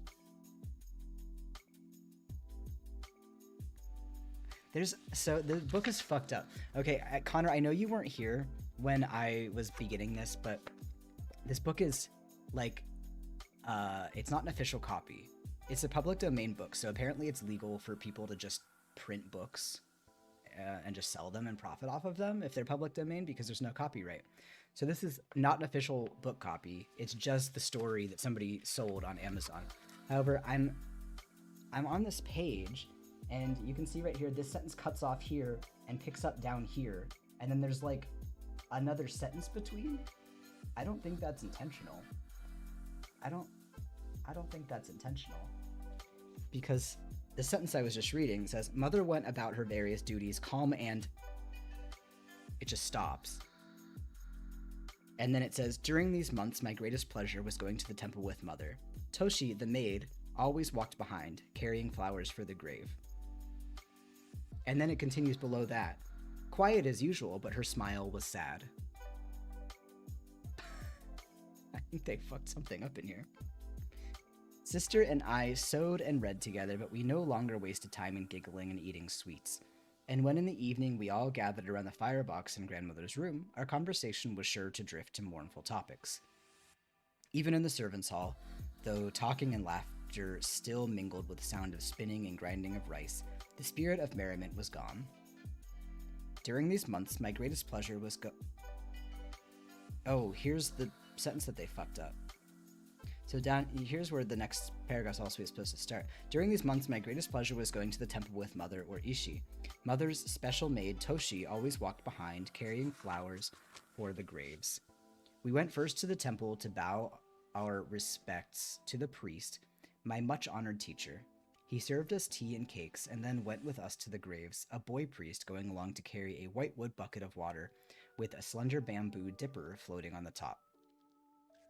We made bows to the graves, and then, in respect to the dead, poured water from the little dipper over the base of the tall gray stones.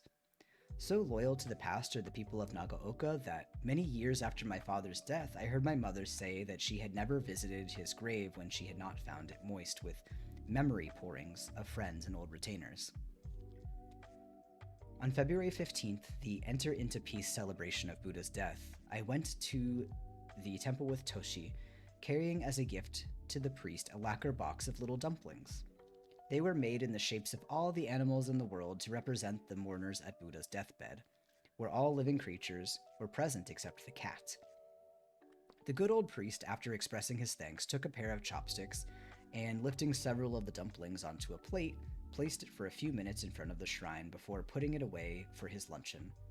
That day he told me with deep feeling that he must say farewell since he was soon to go away from Chokoji forever. I could not understand then why he should leave the temple where he had been for so long and which he so dearly loved, but afterward I learned that, devout and faithful though he was to all the temple forms, His brain had advanced beyond his faith, and he had joined the army of a few who chose poverty and scorn for the sake of what they believed to be truth. One evening, after a heavy snowfall, Grandmother and I were sitting cozily together by the firebox in her room. I was making a hemp thread ball for a mosquito net that was to be woven as part of my sister's wedding dowry, and Grandmother was showing me how to put my fingers deftly through the fuzzy hemp. "Honorable Grandmother," I exclaimed, suddenly recalling something I wanted to say. "I forgot to tell you that we are going to have a snow fight at school tomorrow. Hana-san is chosen to be leader on one side and I on the other. We are to—" I was so interested that again I lost my thread and it matted. I gave it a quick jerk and at once found myself in sad trouble. "Wait," said Grandmother, reaching out to help me. "You should sing the hemp winding song." As she straightened my tangled thread, her quavery old voice sang, "Watch your hand as it winds hemp thread. If it mats with patience, wait for a thoughtless move or a hasty pull. Make smaller tangles great." "Don't forget again," she added, handing back the untangled bunch of hemp. "I was thinking about the snow fight," I said apologetically. Grandmother looked disapproving. "Etsubo," she said, "your eldest sister, before she was married, made enough hemp thread for both the mosquito nets for her destined home. You have now entered your 11th year and should aim to be more maiden-like in your tastes." "Yes, Honorable Grandmother," I replied, feeling with humiliation how true her words were. "This winter I will wind plenty of hemp thread. I will make many balls so Ishi can weave the 2 nets for sister's dowry before New Year." "There is no need for such haste," Grandmother replied, smiling at my eagerness, but speaking gravely. "Our days of sorrow must not influence your sister's fate. Her marriage has been postponed until the good luck season when the rice fields bow with their burden." I had noticed that fewer shopmen had been coming to the house, and I had missed the frequent visits of tall Mr. Nagai and his brisk, talkative little wife, the go-between couple for my sister. So that was what it meant.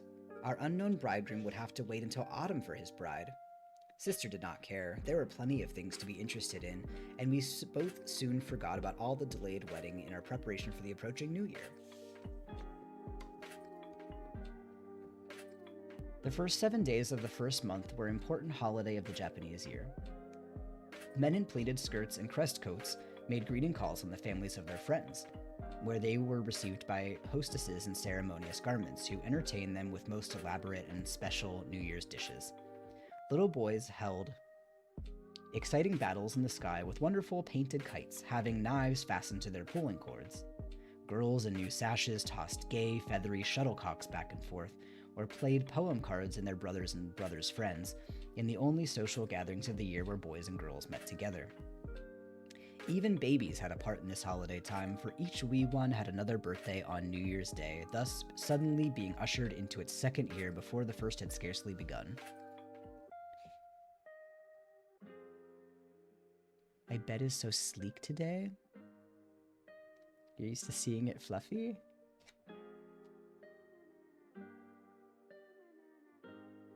My blanket's folded. I usually lay out my blanket so it doesn't look messy, but I didn't want to bother Zelos while she was laying, so I just have my blanket folded up. I do just have black sheets, that's why I guess it looks sleek. Is my tea enough to drink now?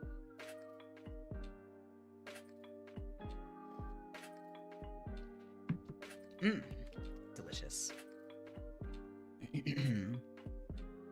Our family festivities that year were few, but our sorrow was not allowed to darken too much the atmosphere of the new year, and for the first time since Father's death, we heard sounds of merriment in the kitchen.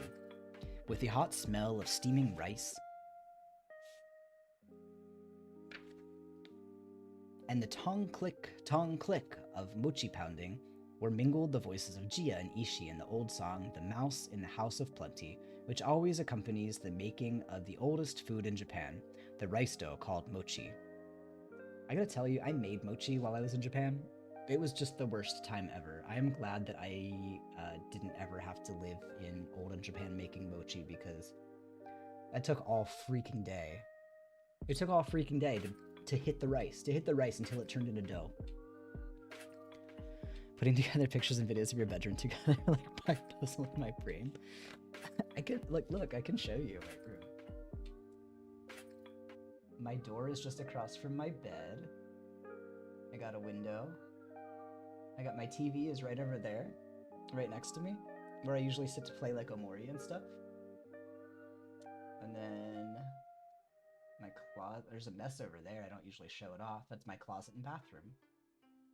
That's it. It's all here. It's all here. This is the mochi making song. We are the messengers of the good luck god, the merry messengers. We're 100 years old, yet never have heard the fearful cry of cat. For we are the messengers of the good luck god, the merry messengers. There we go, that's better. About 2 days before the new year, Ishii came to the kitchen looking for me.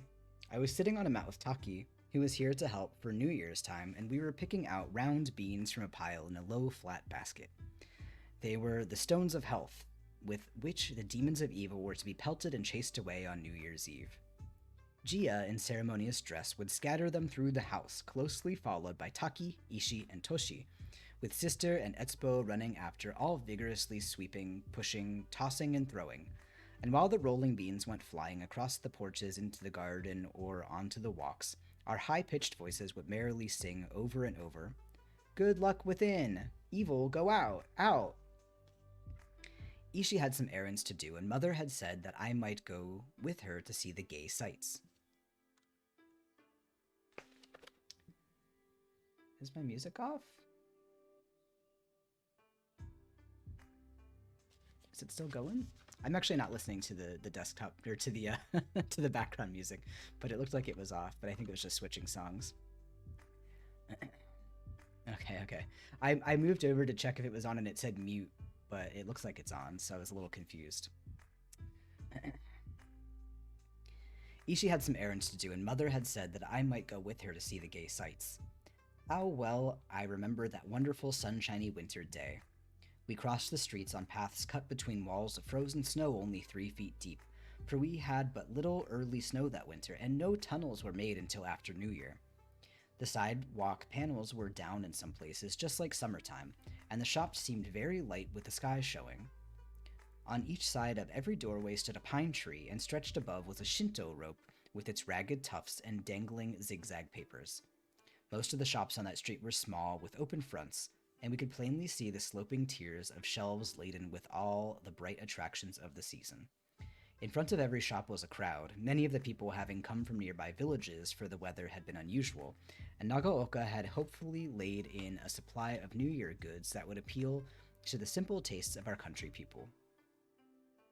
To me, many of the sights, familiar though they were, had, in the novelty of their surroundings, the excitement and fascination of a play.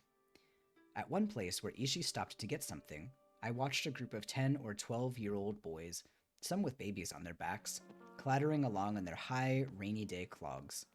They stopped to buy a candy ball made of puffed rice and black sugar, which they broke, each taking a piece and not forgetting to stuff some scraps in the mouths of the babies that were awake. They were low-class children, of course, to eat on the street, but I could taste that delicious sweet myself as my eyes followed them to that next shop, where they pushed and jostled themselves through a crowd toward a display of large kites, painted with dragons and actors' masks that would look truly fearful, gazing down from the sky.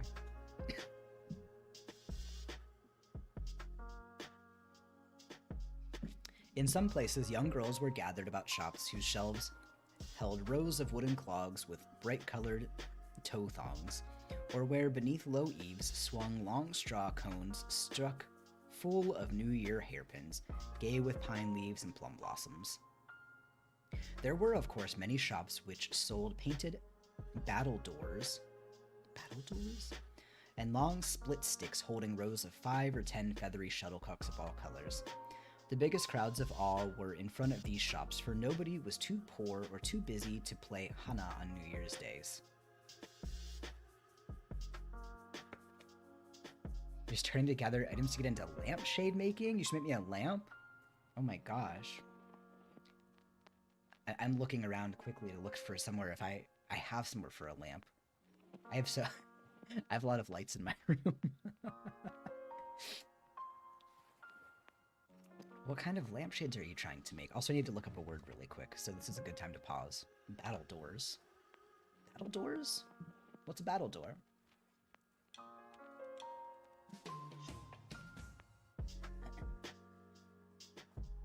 Oh, it's related to the shuttlecocks.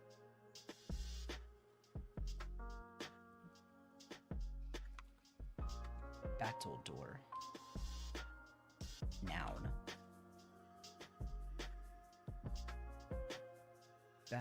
Battledarun. What? I'm reading the pronunciation of it. It says Battledarun.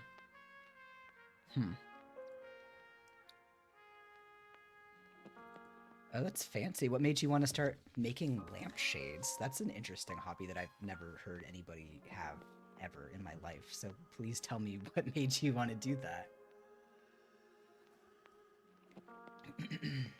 You always seem to be up to something new. It's great. I wish I had your passion for doing new things. I mean, I do, but like I feel like I just only have so many hours in the day, and there's like 0 of them. And then I spend my time doing this. The following days were more informal. Old retainers and old servants called to pay respect, and always on one day during the season, Mother entertained all the servants of the house. They would gather in the large living room, dressed in their best clothes. Then little lacquer tables with our dishes laden with the New Year's dainties were brought in, and the rice served by sister and myself. Even Mother helped. There were Taki, Ishi, Toshi, and Kin, with Jia and 2 men servants, and all behaved with great ceremony. Kin, who had a merry heart, would sometimes make fun for all by rather timidly imitating Mother's stately manner. Mother always smiled with dignified good nature. But Sister and I had to quench our merriment, for we were endeavoring to emulate Kin and Toshi in our deep bows and respectful manners. It was all very formally informal and most delightful. On these rare occasions, Mother sometimes invited a carpenter, an old man who was always treated in our family as a sort of minor retainer. In old Japan, a good carpenter included the profession of architect, designer, and interior decorator, as well as a worker in wood, and since this man was known as Nagaoka as Master Goro Beam, the complimentary title of an exceptionally clever and skillful master carpenter, and in addition was the descendant of several generations of his name, he was much respected. I was very fond of Goro. He had won my heart by making for me a beautiful little dollhouse with a ladder-like stairway. It was my heart's pride during all the paper doll years of my life. On the first New Year's Day that Goro came after father's death, he seemed quiet and sad until Mother had served him tososake. Then he brightened up and grew talkative. In the midst of the feast, he suddenly paused and, lifting his tososake cup very respectfully to the level of his forehead, he bowed politely to Mother, who was sitting on her cushion just within the open doorway of the next room. "Honorable mistress," he began, "when your gateway had the pine decorations the last time and you graciously entertained me like this, my honorable master was here." "Yes, so he was," Mother replied with a sad smile. "Things have changed, Goro." "Honorable master ever possessed wit," Goro went on. "No ill health or ill fortune could dull his brain or his tongue. It was in the midst of your gracious hospitality, honorable mistress, and that honorable master entered the room and assured us all that we were received with agreeable welcome. I had composed a humble poem of the kind that calls for a reply to make it complete, and was so bold as to repeat it to honorable master with the request that he honor me with closing words. My poem, as suitable for a New Year's greeting, was a wish for good luck, good health, and goodwill to his honorable mansion. The good fortune gods, encircle this house with the safely locked hands, and nothing can pass them by." Then, honorable master, and Goro deeply bowed, with a wrinkle of fun on his lips and a twinkle of fun in his eyes, replied as quickly as a flash of light, "Alas and alas, then from this house the god of poverty can never escape, but must always stay within." Goro enjoyed his joke poem so much that Mother united her gentle smile with the gay laughter of his companions, who were always ready to applaud any word spoken in praise of the master that they had all so loved and revered. But bright-eyed Kin whispered to Ishii, and Ishii smiled and nodded. Then Taki and Toshi caught some words, and they too smiled. Not until after did I know that Kin's whisper was, "The gods of poverty are sometimes kind. They've locked their hands with the good luck gods, and prisoned joy within our gates." Thus lived the spirit of democracy in old Japan.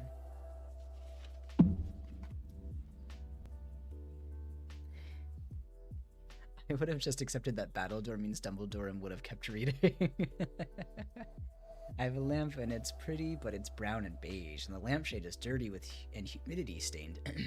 So I was thinking of how to make it match my room more. When we spend a vacation together, I'll take you to do a bunch of fun thingies. I'd love to do fun thingies. And that's so cool that you're gonna make a custom lamp.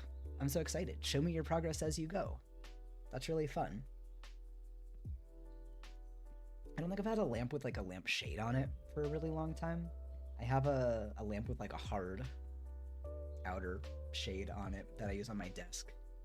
I got it on clearance at Target for like $7 years ago, and it's like the best lamp ever. It does everything. It has like outlets in it. It has a little collection base at the bottom for my knickknacks that I play with. Simply love it. I'm so hyped about my lamp that I kind of want to sell them. Do it! What's stopping you? Make those lamps. Get your ass on Etsy. I'm deciding whether I want to do one more chapter here. We're about to start chapter 7. Oh yeah, it's only like 3 more pages. Let's do one more chapter before we call it a night. I know we're 2 hours in here, but it's taking me 2 hours to read 32 pages? That seems like a lot. What was I doing? Anyway, chapter 7. The wedding that never was. Uh-oh.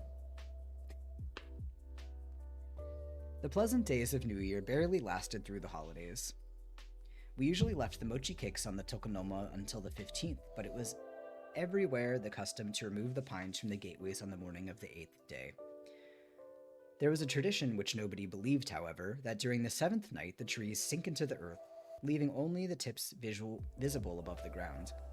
Literally, this was true that year, for when we wakened on the morning of the 8th, I found the 3 footpaths filled and our whole garden a level land of snow about 4 feet deep. Our low pines at the gateway were snowed under, and we saw nothing more of them until spring.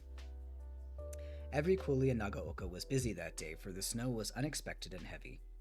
More followed. In a few weeks, we children were going to school beneath the covered sidewalks and through snow tunnels, and our beautiful New Year was only a sunshiny memory.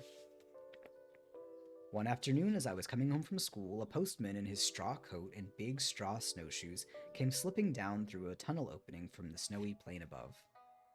"Ma, little mistress," he called gaily when he saw me. "I have mail for your house from America." "From America?"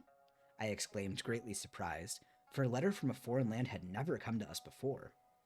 It was an exciting event. I tried to keep the postman in sight as he hurried along the narrow walk between the snow wall and the row of open front shops. Occasionally he would call out, a message," and stop to put mail into an outstretched hand. The path was narrow, and I frequently was jostled by passing people, but I was not far behind the postman when he turned into our street. I know he would go to the side entrance with the mail, so I hurried very fast and had reached grandmother's room and already made a bow of, "I have come back," before a maid entered with the mail. The wonderful letter was from Mother, and grandmother asked me to carry it to her. My heart sank with disappointment, for my chance to see it opened was gone. I knew that as soon as Mother received it, she would take it at once to grandmother, but I should not be there. Then grandmother would look at it very carefully through her big horn spectacles and hand it back to Mother, saying in a slow and ceremonious manner, "Please open." Of course, she would be agitated because it was a foreign letter, but that would only make her still more slow and ceremonious. I could see the whole picture in my mind as I walked through the hall carrying the big, odd-shaped envelope to Mother's room.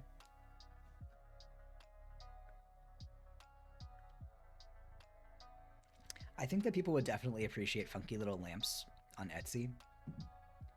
I'm not sure how much of a market there is for lamps, but I think if they're funky enough, there's definitely going to be a market for them. So make your funky little lamps, dude. That evening, after family service before the shrine, grandmother kept her head bowed longer than usual. When she raised it, she sat up very straight and announced solemnly, with the most formal dignity, almost like a temple service, that the young master who had been in America for several years was to return to his home. This was startling news, for my brother had been gone almost since I could remember, and his name was never mentioned.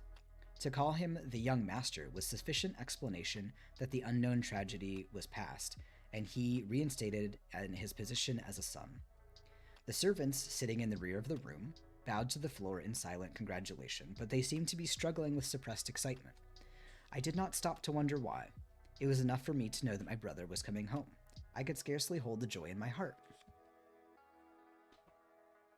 I must have been very young when my brother went away, for though I could distinctly recall the day he left, all memory of what went before or came immediately after was dim.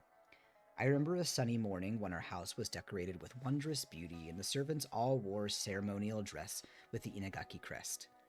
It was the day of my brother's marriage. In the tokonoma of our best room was one of our treasures, a triple roll picture of pine, bamboo, and plum, painted by an ancient artist. On the platform beneath was the beautiful Takasago table where the white-haired old couple with rake and broom were gathering pine needles on the shore. Other emblems of happy married life were everywhere, for each gift, and there were whole rooms full, was decorated with small figures of snowy storks, of gold-brown tortoises, or beautiful sprays of entwined pine, bamboo, and plum. 2 new rooms, which had been recently built, were full of beautiful lacquer toilet cases and white wood chests with iron clasps. They had come the day before in a procession of immense trays swinging from poles on the shoulder of coolies. Each was covered with a cloth bearing the crest, "Not ours." Ishii and I wandered from room to room, she explaining that the bride for the young master would soon be there. She allowed me one peep into the wedding room. It was all white and plain, and empty except for the offerings to the gods on the tokonoma, and the little table with the 3 red cups for the sacred promise. Ishii was continually running to look out toward the big entrance gate, and of course, wherever she went, I was close by, holding her sleeve. The whole house was open. The sliding doors of every room were pushed back, and we could see clear to the big open gateway at the end of the stone walk. Just beneath its narrow thatch was looped a dark blue curtain bearing the Inagaki crest, and on each side were tall, slender stands holding lanterns of congratulation.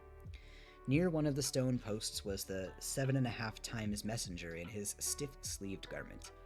He had returned from his 7 trip to see if the bridal procession was coming, and though the day was bright with sunshine,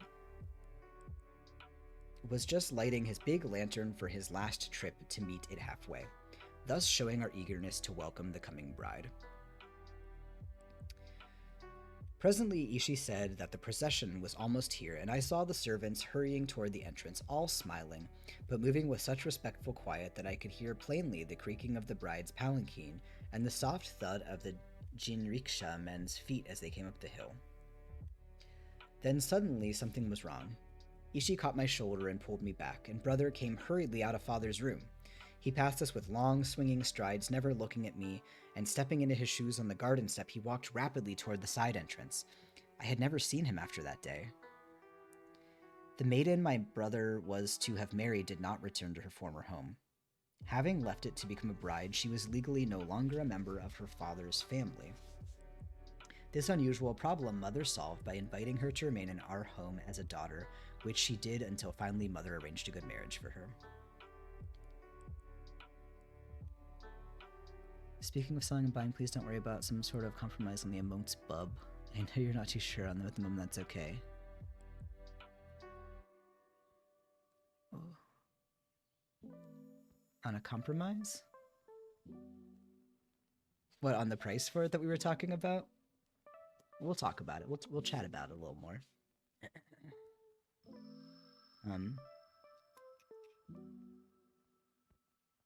In a childish way, I wondered about all the strangeness, but years had passed before I connected it with the sudden going away of his time of a graceful little maid named Tama, who used to arrange flowers and perform light duties.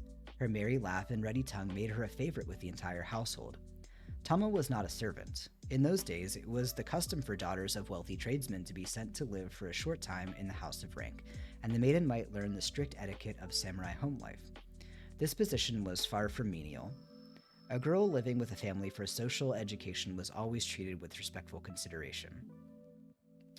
The morning after my brother went away, I was going as usual to pay my morning greetings to my father when I met Tama coming from his room, looking pale and startled. She bowed good morning to me and then passed quietly on. The afternoon, I missed her, and Ishii told me that she had gone home. Whatever may have been between my brother and Tama, I never knew, but I could not but feel that, guilt or innocence, there was somewhere a trace of courage. My brother was weak, of course, to prolong his heart struggle almost until the last moment, but he must have had much of his father's strong character to enable him, even then, to break with traditions of his rigid training and defy his father's command. In that day, there could only be a hopeless ending to such an affair, for no marriage was legal without the consent of parents, and my father, with heart wounded and pride shamed, had declared that he had no son. It was not until several years later that I heard of my brother again. One afternoon, father was showing me some twisting tricks with a string. I was kneeling close behind his cushion, watching his rapidly moving hands and trying to catch his fingers in my own. Mother was sitting near with her sewing, and all three of us were laughing. A maid came to the door to say that Major Sato, a Tokyo gentleman whom my father knew very well, had called. I slipped back to Mother. She started to leave the room, but father motioned her not to go, and so we both remained.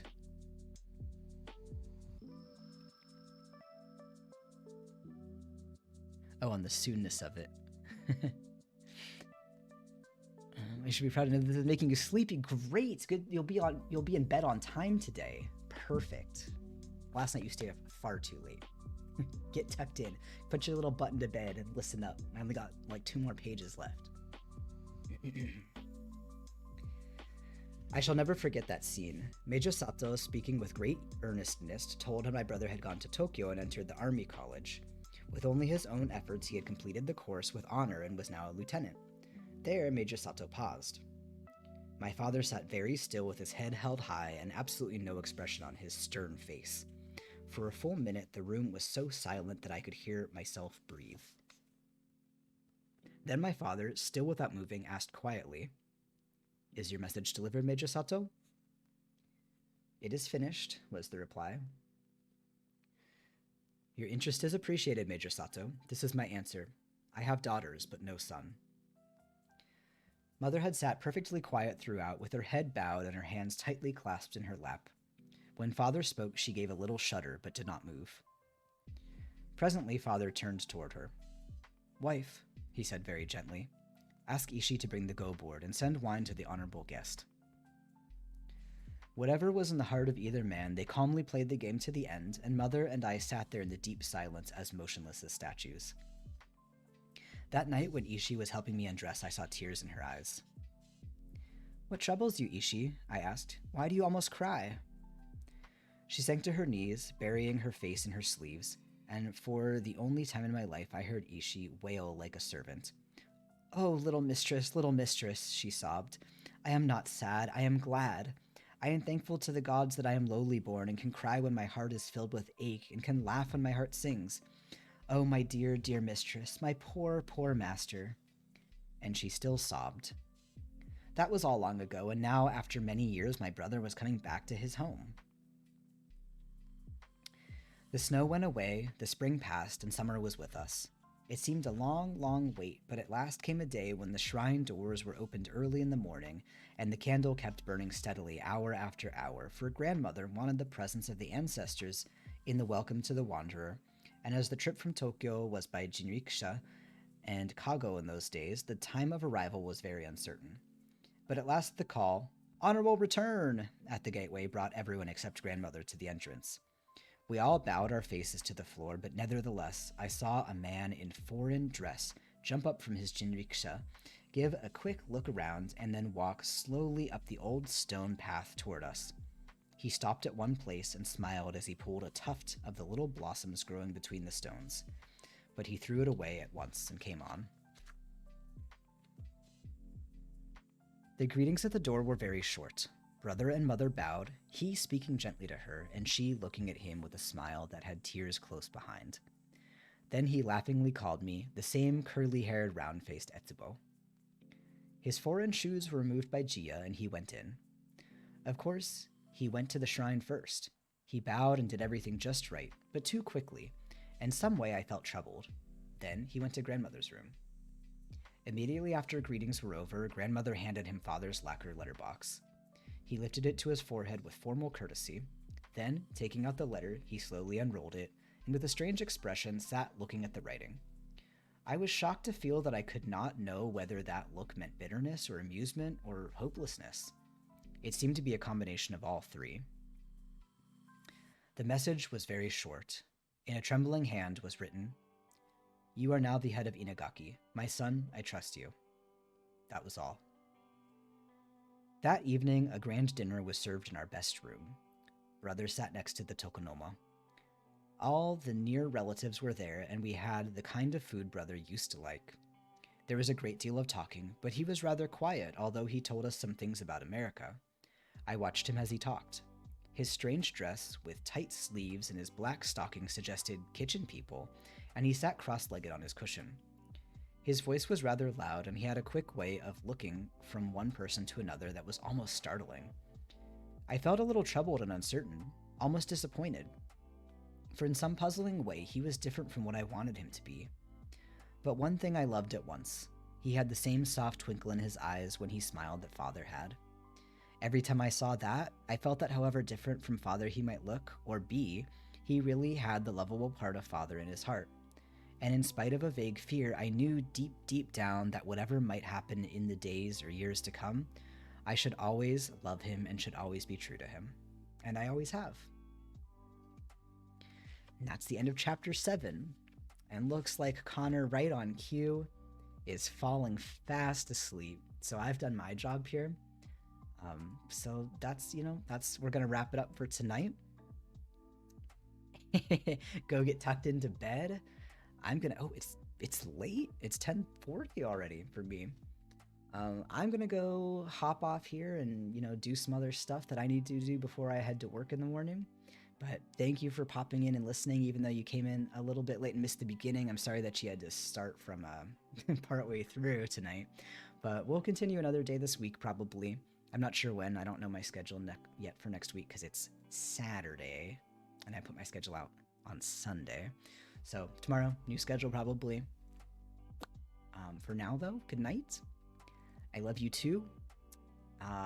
Sleep tight. And we will pick this back up sometime this week. Bye for now.